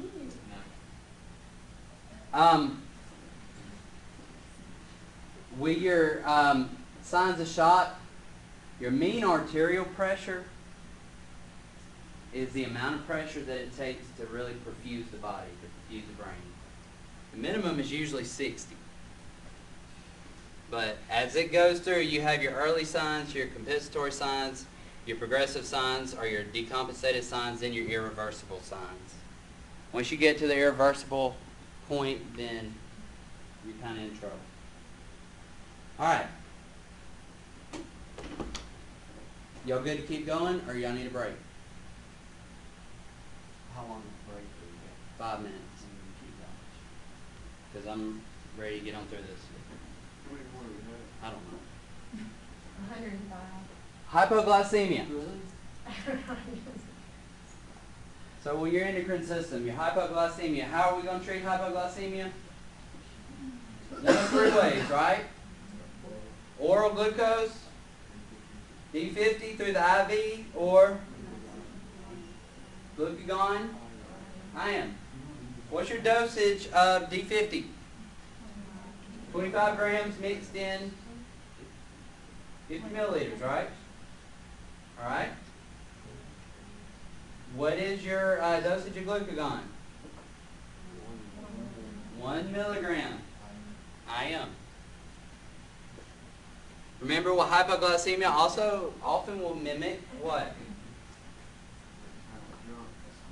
Intoxication or maybe even CVA. That's why we check a blood sugar on everybody who is what? Altered mental status. There's just some signs and symptoms. Remember diabetes mellitus type 1? Also known as what? Insulin dependent, right? They don't make insulin. They're type 1. They don't make insulin. Most of the time, that's a hereditary genetic, and it starts early on. That's why it used to be called juvenile onset, but it's not always juvenile onset. Some of the telltale signs and symptoms: increased urination, polyuria, increased thirst, polydipsia, because they're peeing all their fluids out, and then polyphagia, increased hunger. All right? Why do they feel increased hunger? Because the cells are not getting the blood sugar, so, or the glucose in the blood. So they may be completely full, but if the cells aren't getting it, they're not going to send those receptors to the brain to say, hey, we've got what we need. All right?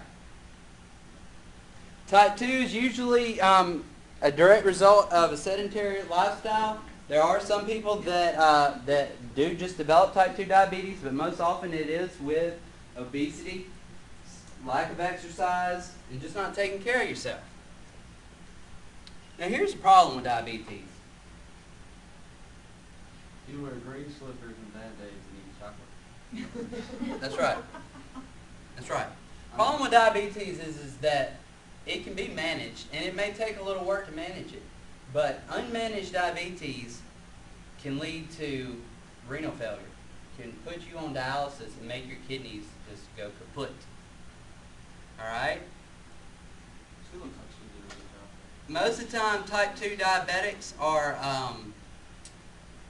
are controlled by diet and exercise. But there's also oral anti-hyperglycemic agents that they can take as well.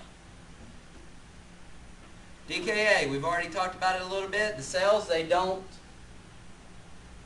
have any glucose in them. So they say, hey, we're hungry.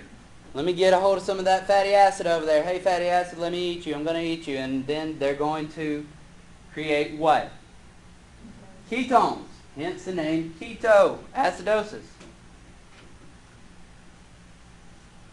Why does their breath smell fruity? Like juicy fruit? Because of the acetone. Let's just say if their breath smelled fruity, why? Because of the ketones, or it may have an acetone type smell. Alright? They become dehydrated. Where is all that? How's the body dumping the ketones? Through their pee. They're peeing. Alright? Now the body's trying to get rid of the CO2, or that excessive acid, through the respiratory, but the ketones that are the byproduct, it's trying to pee out. So they need hydration from us. They need fluids. They need oxygen if they're breathing bad. But once they get to the hospital, they're going to need to be put on an insulin drip to slowly bring their blood sugar down. Hyperthyroidism, just the increase in thyroid hormone production. You can look at a lot of all that. Hypothyroidism, they have problems with cold. 43-year-old female has been acting funny according to her family. They state that she has been very lethargic, combative at times, and is now unresponsive. She is a known diabetic. What should you consider? A D-stick. Treat her sugar. That's probably what's going to happen. Real quick, what is the other diabetic emergency, hyperglycemic emergency? Yeah, non-ketotic hyperosmolar. Okay? Why is it non-ketotic? Right. There's a little bit of glucose that gets into the cells because there's a little bit of insulin that's in the bloodstream, right? But it doesn't produce ketones, so it's non-ketotic. Now the problem with this is that they become hyperosmolar and the cells become permeable pretty much, and so they're dumping all their fluids out and peeing all their fluids out, so they become extremely dehydrated because they're trying to get rid of that glucose, and that fluid's going out with the glucose, okay? Treatment's the same though. Diabetic ketoacidosis usually occurs within 4 to 10 hours of a type 1 diabetic. Non-ketotic usually occurs over a couple of days with a type 2 diabetic, okay? Remember your AVPU, alert, verbal, painful, and unresponsive. If they're unconscious, if they're red, they may have stroke or increased blood pressure. If they're white, maybe shock or hemorrhage because they're not perfusing. Or blue may be because respiratory or cardiac arrest. On your spinal cord injuries, you're going to usually have deficit and paralysis below the level of the injury. Okay? If it's above C4, then you're going to become a quadriplegic. Okay? They also have problems with temperature regulations and problems below the level of injury as far as like regulating blood pressure or anything like that. Which leads us to neurologic shock. And it's not this slide, but neurogenic shock. What's happening with neurogenic shock? Exactly right. Exactly right. They've lost communication below the level of injury. And now, a neurogenic shock is a distributive type of shock, right? Which means what? They've lost contact with the sympathetic nervous system, which causes the blood vessels to constrict and dilate, right? So they just open up, they just dilate, and they don't have any way of getting that blood back. So it's going to decrease your preload, decrease your cardiac output, decrease your perfusion to the rest of your body.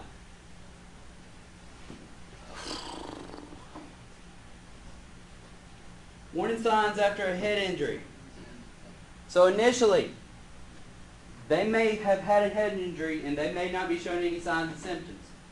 But over time, it may progress. Why? Because the cranium is only so big, and if the brain starts swelling, starts having issues with inflammation, then we start having compression on the brain, right? Projectile vomiting is one of the telltale signs of a head injury. Unequal pupils. Posturing. Decorticate posturing, we're going to come to the core, right? They're coming in. Decerebrate, they're flexing out. Okay? The arms make a knee. Will your CVA just know that the area that's affected, the opposite area is going to have the deficit? So if it's the left side of CVA, you're going to have issues with your right side of CVA, you're going to have issues with your left side.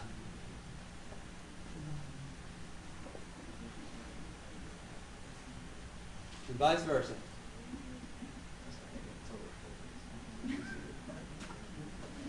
Your 3 steps of stroke recognition. You may ask them to smile or stick out their tongue, ask them to say a complete sentence, and ask them to raise their both arms. Once you've done that, you've completed the what scale? Cincinnati Pre-Hospital Stroke Scale. Now, the Los Angeles Pre-Hospital Stroke Scale adds a couple of other elements, but one of the big elements is that the Los Angeles checks blood sugar, right? Still does all these, but they also check a blood sugar. That was pretty much the happiest stroke patient I've ever seen. If you look at him. Yeah. That top one. That was the one I thought he smiled. He is, because they told him to smile. Why does his tongue hang Because they asked him to stick his tongue out. Will it make your tongue out funny? Maybe. Your tongue's a muscle. Depending on the area of the brain, depends on the type of deficits. If it hits your occipital area, then you may have issues with your eyesight, right? If it hits the area that causes the speech, you may have issues with aphasia. All right? What is our treatments for stroke?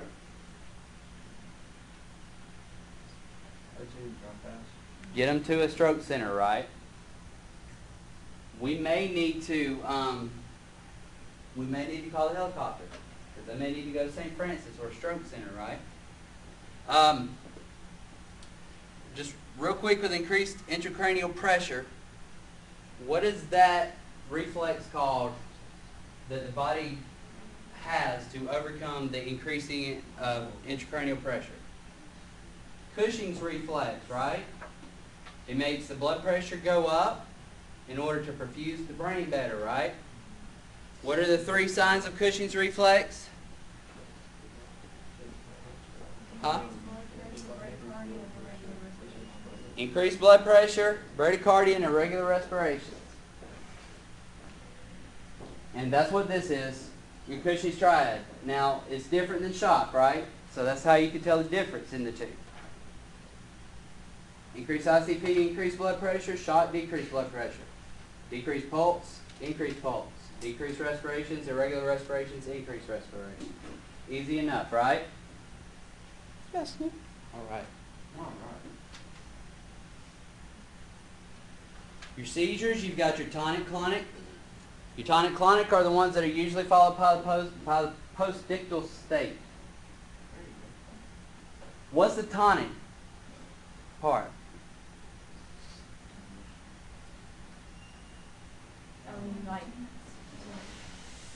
Your tonic is your extreme rigidity, very tense. Then your clonic is your seizure, the telltale or the typical seizure-like activity. Status epilepticus, bad. Greater than 5 minutes, uninterrupted. The problem with seizures is that it utilizes all energy, all glucose, all everything. That's why you have that postictal state, because they're tired. They have just been in a hypermetabolic state. It's pretty much like they've just ran a marathon. Okay? Your GI, we're getting close. You do need to know the areas of the abdominal quadrants and what's in the abdominal quadrants. If you have right upper quadrant issues, you're probably going to have issues with what? Gallbladder, liver, some intestinal stuff, maybe a little bit of the pancreas, right? Left side is your pancreas and your spleen. Right lower, appendix, appendicitis, dull steady pain in the periumbilical area. Usually gets pretty bad. Hurts bad. Peritonitis is inflammation, infection of the peritoneum, the lining of the belly. Okay. Bowel obstruction, going to cause some abdominal distension. May cause severe pain. All right. Couple of different types of bowel obstruction. You may have just a blockage, all right, a poop, or it may be an ileus or a paralyzed GI tract, right, or a volvulus, or twisting of the bowels. With your GI bleeding, your upper GI bleed, usually bright red, and it's often vomited. Bright red indicates some new blood, right? Your lower GI bleed is your dark red, your funky cold melena, usually through your stool, right? Also, you may see coffee ground emesis, and that may indicate some digestive blood. We've talked about anaphylaxis. What's your treatments for anaphylaxis?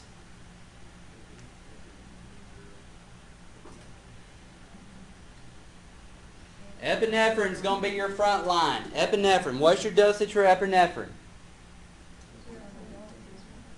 0.3 to 0.5. All right, guys. I'm giving y'all my everything right now. I'm tired, so y'all try to keep up. Okay, y'all just give me just a little bit longer. Okay.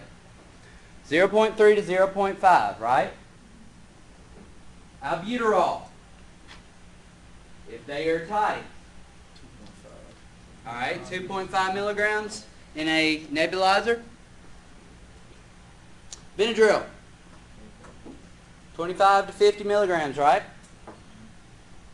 And then fluids because of shock. Anaphylactic shock is also a distributive shock, right? It dilates because of the histamine release. So we need to get them away from the allergen or the thing that's stimulating them. All right? And we need to get them that epinephrine once he gets to anaphylaxis. We just talked about that. Sickle cell anemia. This is where we've got the abnormally shaped red blood cells. The problem with sickle cell anemia is the fact that you may have a vaso-occlusive crisis. So all these red blood cells are kind of shaped like a sickle, and then they may clump together. Instead of flowing through, they may clump together, and then they back up in the blood vessel, and that causes all the pain. Not a lot that we can do other than just giving them fluids, maybe a little analgesia if we are permitted to, and get them to the hospital.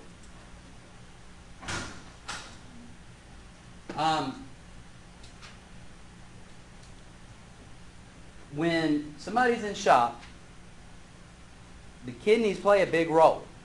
All right? Now, I don't care that you know really about the antidiuretic hormone and all that, but I want you to know that the kidneys shut off urination because they're trying to preserve any fluid that they got. Then, one of the ways it works is that it retains sodium, and water does what with sodium?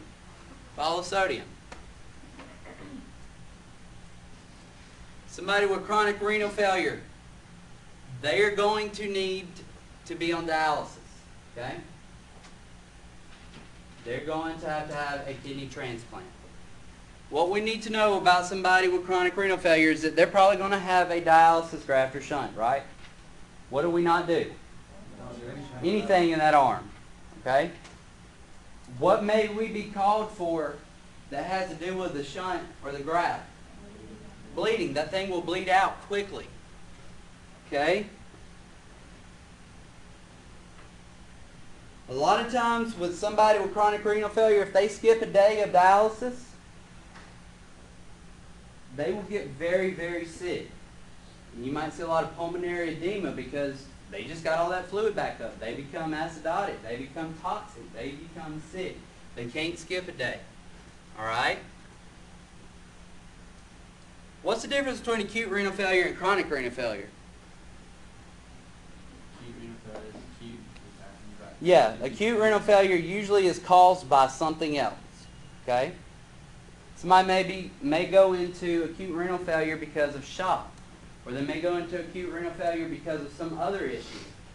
Okay? The chronic renal failure is where their kidneys are diseased, they're sick, and a lot of times acute renal failure can be reversed, but chronic renal failure cannot. Renal calculi, kidney stone, going to cause a lot of flank pain. All right? Our treatment for that, symptomatic. Bipolar disorder, remember, it's manic depressive. They're either here or they're here. They can't find that equilibrium. Our treatment for that is going to be therapeutic communication, law enforcement if we need to, get them to the hospital. Depression. Anybody can suffer from depression. There's a difference in being depressed and being suicidal. If I'm depressed, but I'm not suicidal and I refuse, I can stay at the house. If I'm depressed and I even mention the world would be better without me, or I'm going to kill myself or anything like that, I have to go to the hospital, right? What's our treatment for depression? Therapeutic communication, get them to the hospital. Eating disorders is your anorexia nervosa, your bulimia, and your pica. Your pica is pretty interesting because they're the ones that eat anything. Bugs, rocks, sand, chalk, starch, paper. Anyways, our treatment for them, most often it's not going to be because of an acute flare-up of anorexia or an acute flare-up of bulimia. It's usually going to be because they are nutritionally sick and their body has gave out, and we're going to come pick them up because they're unresponsive, because they're malnourished. All right? We might give some thiamine in this, check their blood sugar. All right? Fluids, get them to the hospital. Your differences in your hallucinations, illusions, and delusions. Hallucinations. Y'all see that pink elephant up there? A couple of y'all looked. I see it, but y'all don't. Illusions. Oh, crap, that cobra. Y'all get away from that cobra right there. Y'all see that cobra? Y'all see that snake? It looked like a snake. Yeah, and I'm scared of it because it's about to get me. You already said that like 4 times. And it didn't get me, but it's mad now and it's about to get me. Y'all see it? All right? It's okay. And your delusions.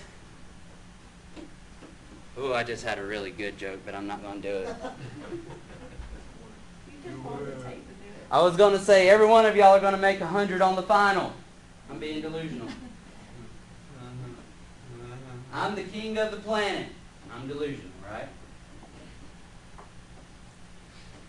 Schizophrenia, when they have this occur, they've lost contact with reality. Okay? They're the ones that often deal with the voices in their heads, interpreting stimuli, hallucinations, things like that. Now, the thing about all these patients with mental disorders is that if they are medicated, they can function like normal, productive members of society. Okay? They've got a organ sickness. Their brain is sick. Just like if you've got a heart sickness, your heart is sick. If you take medicines, you can function. And we talked about that. Who should be restrained? Not everybody. Anybody that is a danger to themselves or others. Alright? Can we just restrain somebody? No. We have to have medical direction. And we need to be sure that we've got enough people to help us. Usually you need 4 people at least, 1 at each limb. But you've got to do it safely for yourself and for your patient. Alright, I'm going to get through trauma really quick and that's it. We're done. Okay? Your trauma. You got your blunt trauma. Remember, object contacting the body, causing injury directly or indirectly. Directly. Your direct injury, the area that got hit. Directly got hit. Your indirect is going to be the organs that suffered from the pressure, from the energy. Penetrating, exactly what we know what penetrating is. Can be either a stab wound or a bullet wound. Causes energy to be released in the tissues and may cause more tissue damage or injury than what we actually see on the outside. You got your low velocity and your high velocity penetrating injuries.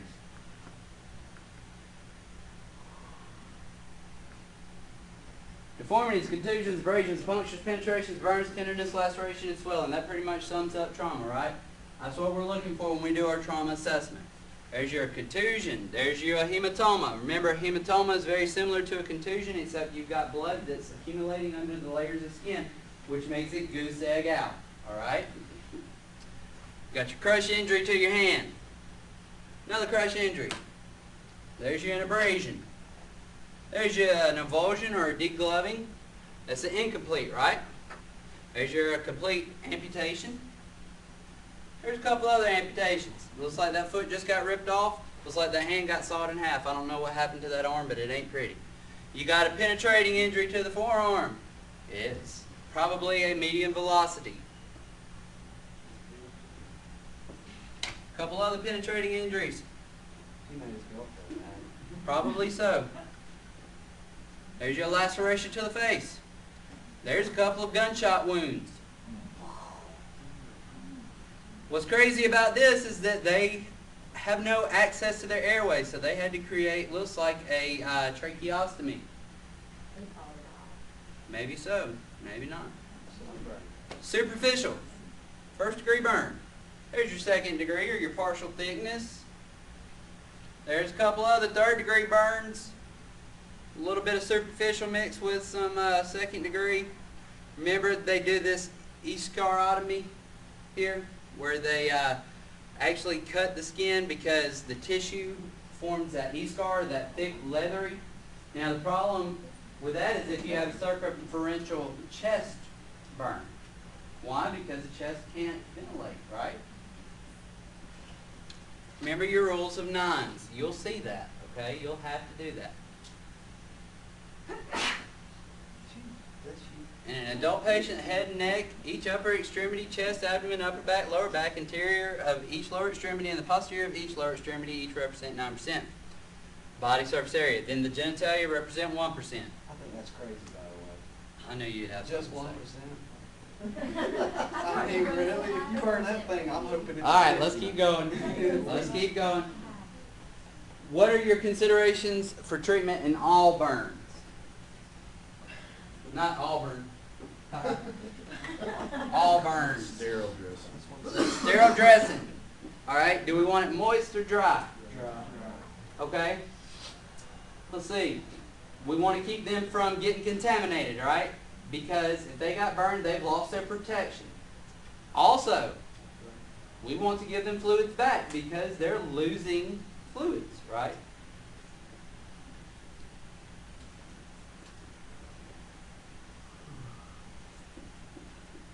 Remember, the flail segment is the injury.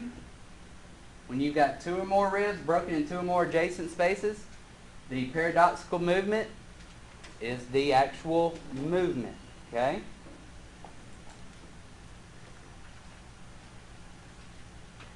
What's the treatment for a closed pneumothorax?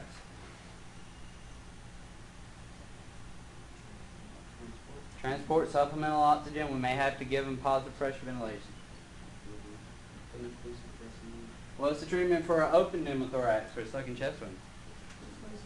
Exclusive dressing. One side. All right, and we're also checking for what? If we've got an entrance wound, we're checking for what? Exit wound. Cardiac, blunt cardiac trauma. Pericardial tamponade. What happens? That blood or fluid circulates the heart or surrounds the heart under the pericardium. Keeps it from expanding. Old Frank Starling can't go to work, right? Remember what Frank Starling does? Well, it says the bigger the stretch, the more output. The bigger the stretch, the more the output, right? So with that tamponade, we can't stretch, so we can't have good output. The only treatment for that is probably going to be a pericardial centesis. They're going to have that blood taken off.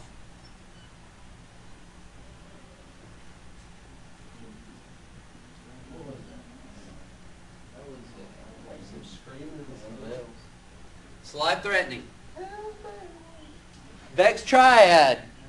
Y'all see Beck's Triad. Y'all see Frank Starling. Y'all see Beck. Y'all see Cushing. I promise. You'll see those. Beck's Triad. Hypotension. Why hypotension? We don't have what? We don't have cardiac output. Exactly right, Kane. Exactly right. Distended neck veins. Why? Because we don't have cardiac output, so that blood has to go somewhere, right? And then muffled heart sounds. Why? Because of fluid around the heart. Abdominal evisceration. Guts is hanging out. What's your treatment for abdominal eviscerations? Moist sterile dressing. Why don't we want to put a dry sterile dressing on it? It'll stick to it.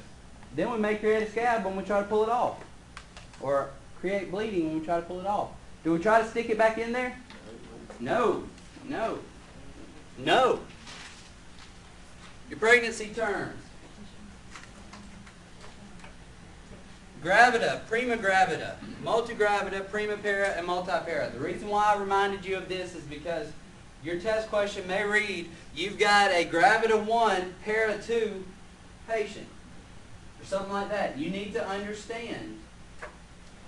So it actually would probably be gravida 2, para 1. You can't have a baby if you haven't been pregnant. I remember grabbing it because the grabbing was going to pull that baby out. Hey, there you go.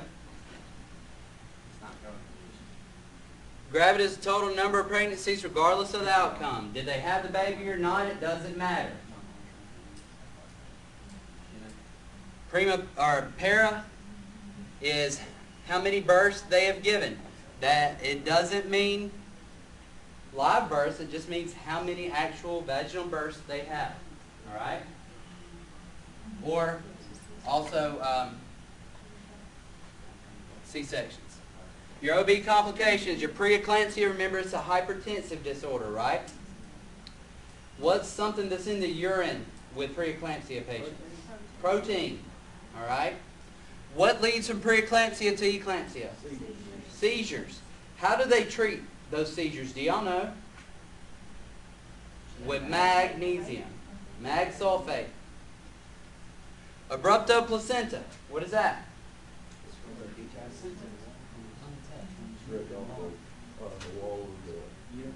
Alright? So if you can imagine abrupto placenta in the most graphic way you can, it's ripping and tearing off of the uterus, you'll know that that's the one that creates severe pain, right? That would be complete. And then you have a placenta previa. What is that?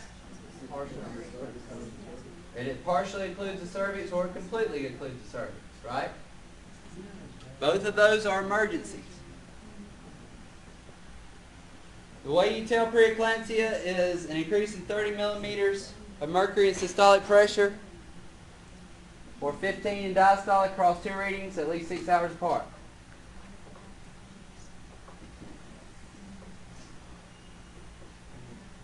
It could lead to it could lead to fetal demise if we don't get this blood pressure treated. It can lead to hemorrhage. It could lead to premature labor.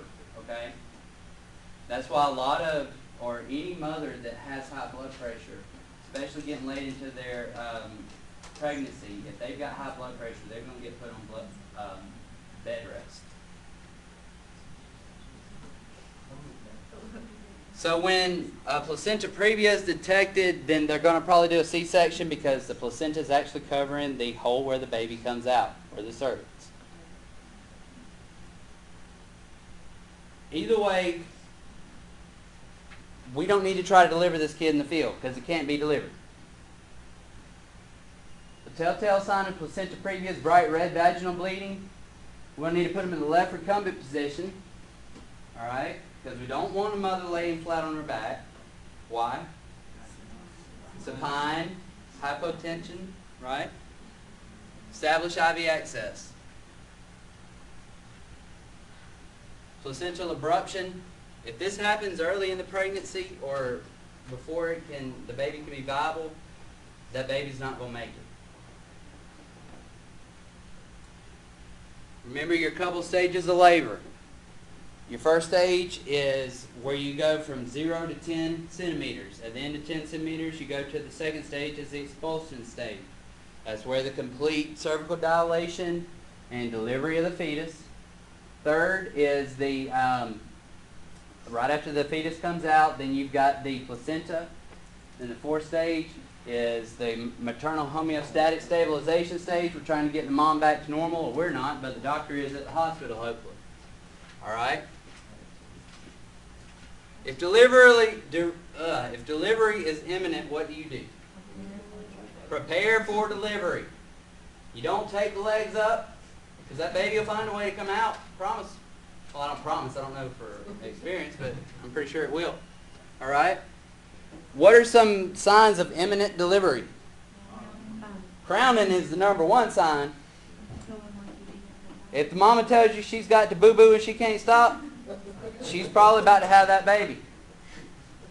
Unless she's like 10 weeks pregnant and she may just need a boo-boo. I don't know. Yeah, and breaking of the waters, amniotic fluid. Be sure you don't slip in it. But that doesn't always mean the baby's not coming. No, that just means that the delivery or the labor has started. But sometimes women are in labor for a long time. Sometimes the doctor will break it. Sometimes the doctor will break the water. I actually listen on my phone. It's crazy. You listen to what? Nurses and doctors. On clinicals. Hey. Oh, yeah. I thought you were saying you listened to somebody breaking the water. Honestly. Your APGAR score. We use this to assess a newborn 1 minute and 5 minutes after, right? It goes with appearance of pulse, grimace, activity, and respiratory effort.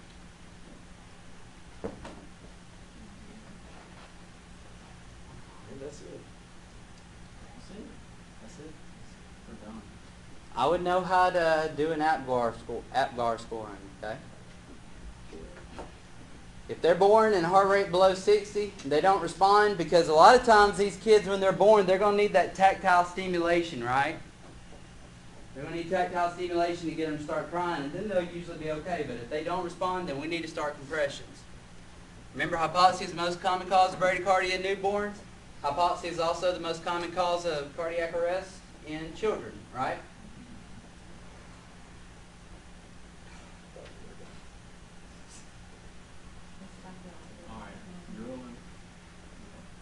A couple of the diseases that are pediatric related is the epiglottitis.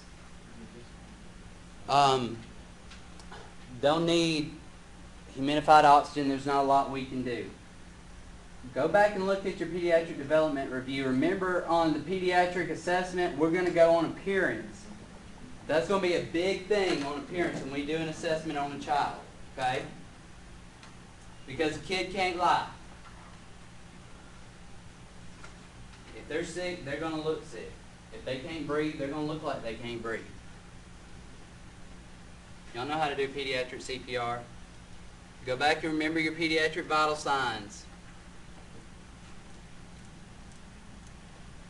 Cap refill is a good indication of perfusion status in young children, not as great in older adults or older children. Remember the whooping cough? Yeah, they have trouble breathing. They have coughing fits. It can be very deadly. It's also called pertussis, bronchiolitis. Also, kind of the same path as like respiratory syncytial virus. Anyway, this inflammation of the lower airways. They have trouble breathing. A lot of times they're going to have to be on albuterol. They're going to be wheezing really bad. We've just recently talked about all this. Just remember, sudden infant death syndrome is more of a blanket term of an infant that's passed away and they really can't pinpoint why. Apparent life-threatening event. Something that looks like it's about to kill that kid, but by the time you get there, they're doing a lot better. They still need to be treated, or they still need to be looked at. A lot of times with your neuro disorders, with your pediatric, the most common cause of seizures in children is going to be febrile seizures. They're going to need to be cooled down pretty quickly. All right? They've got a quick spike in their temperature, and the body can't keep up. Child abuse and neglect. I'm not going to go back over the terms. Just remember what your role is. Your role is to treat the patient. All right? You can save your judgments and all that for afterwards. You are ethically obligated and legally obligated to report any child abuse or neglect. Okay?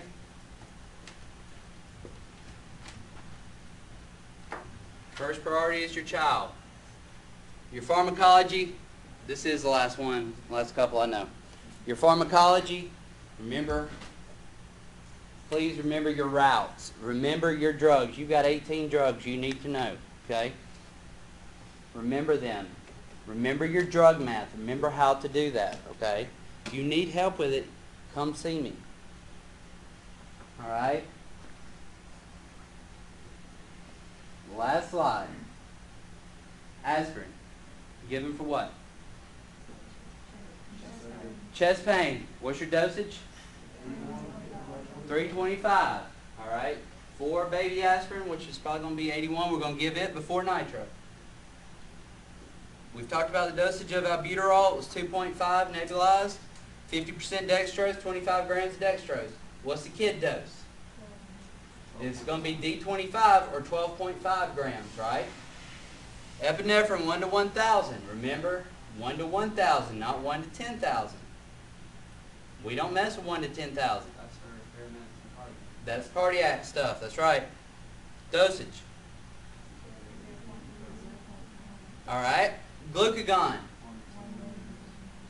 Third line defense, right? Only if we can't get an IV and give D50. Oral glucose, first line defense. Narcan, what's it for? Overdose of what? Opiates. We're going to give it to reverse what? Respiratory depression. We're going to titrate it to what? We're going to titrate it to breathing rate. All right? Nitro. It is a what? Vasodilator. Potent vasodilator that affects the coronary arteries. Right? What's our dose? 0.4 sublingual up to 3 doses. Or if the heart rate stays above what? 90. Alright? Nitrous oxides are what? Analgesic. It's mixed how? 50-50? 50 nitrous oxide or 50 nitrous, 50 oxygen. It's administered how? Self-administered. Oxygen. Oxygen's a drug, right? it does have some vasoconstrictive properties. Remember, it depends on the device that we're giving, how we're giving the oxygen. Our activated charcoal, it is an adsorbent, right, which means it binds to the outside of the molecule. Okay? Then your Tylenol, your ibuprofen, or your NSAIDs. Then your nerve agent. What is antidote kit? What is that made up of? Atropine and Pralidoxine. All right. They are both what? Or atropine for sure is what? An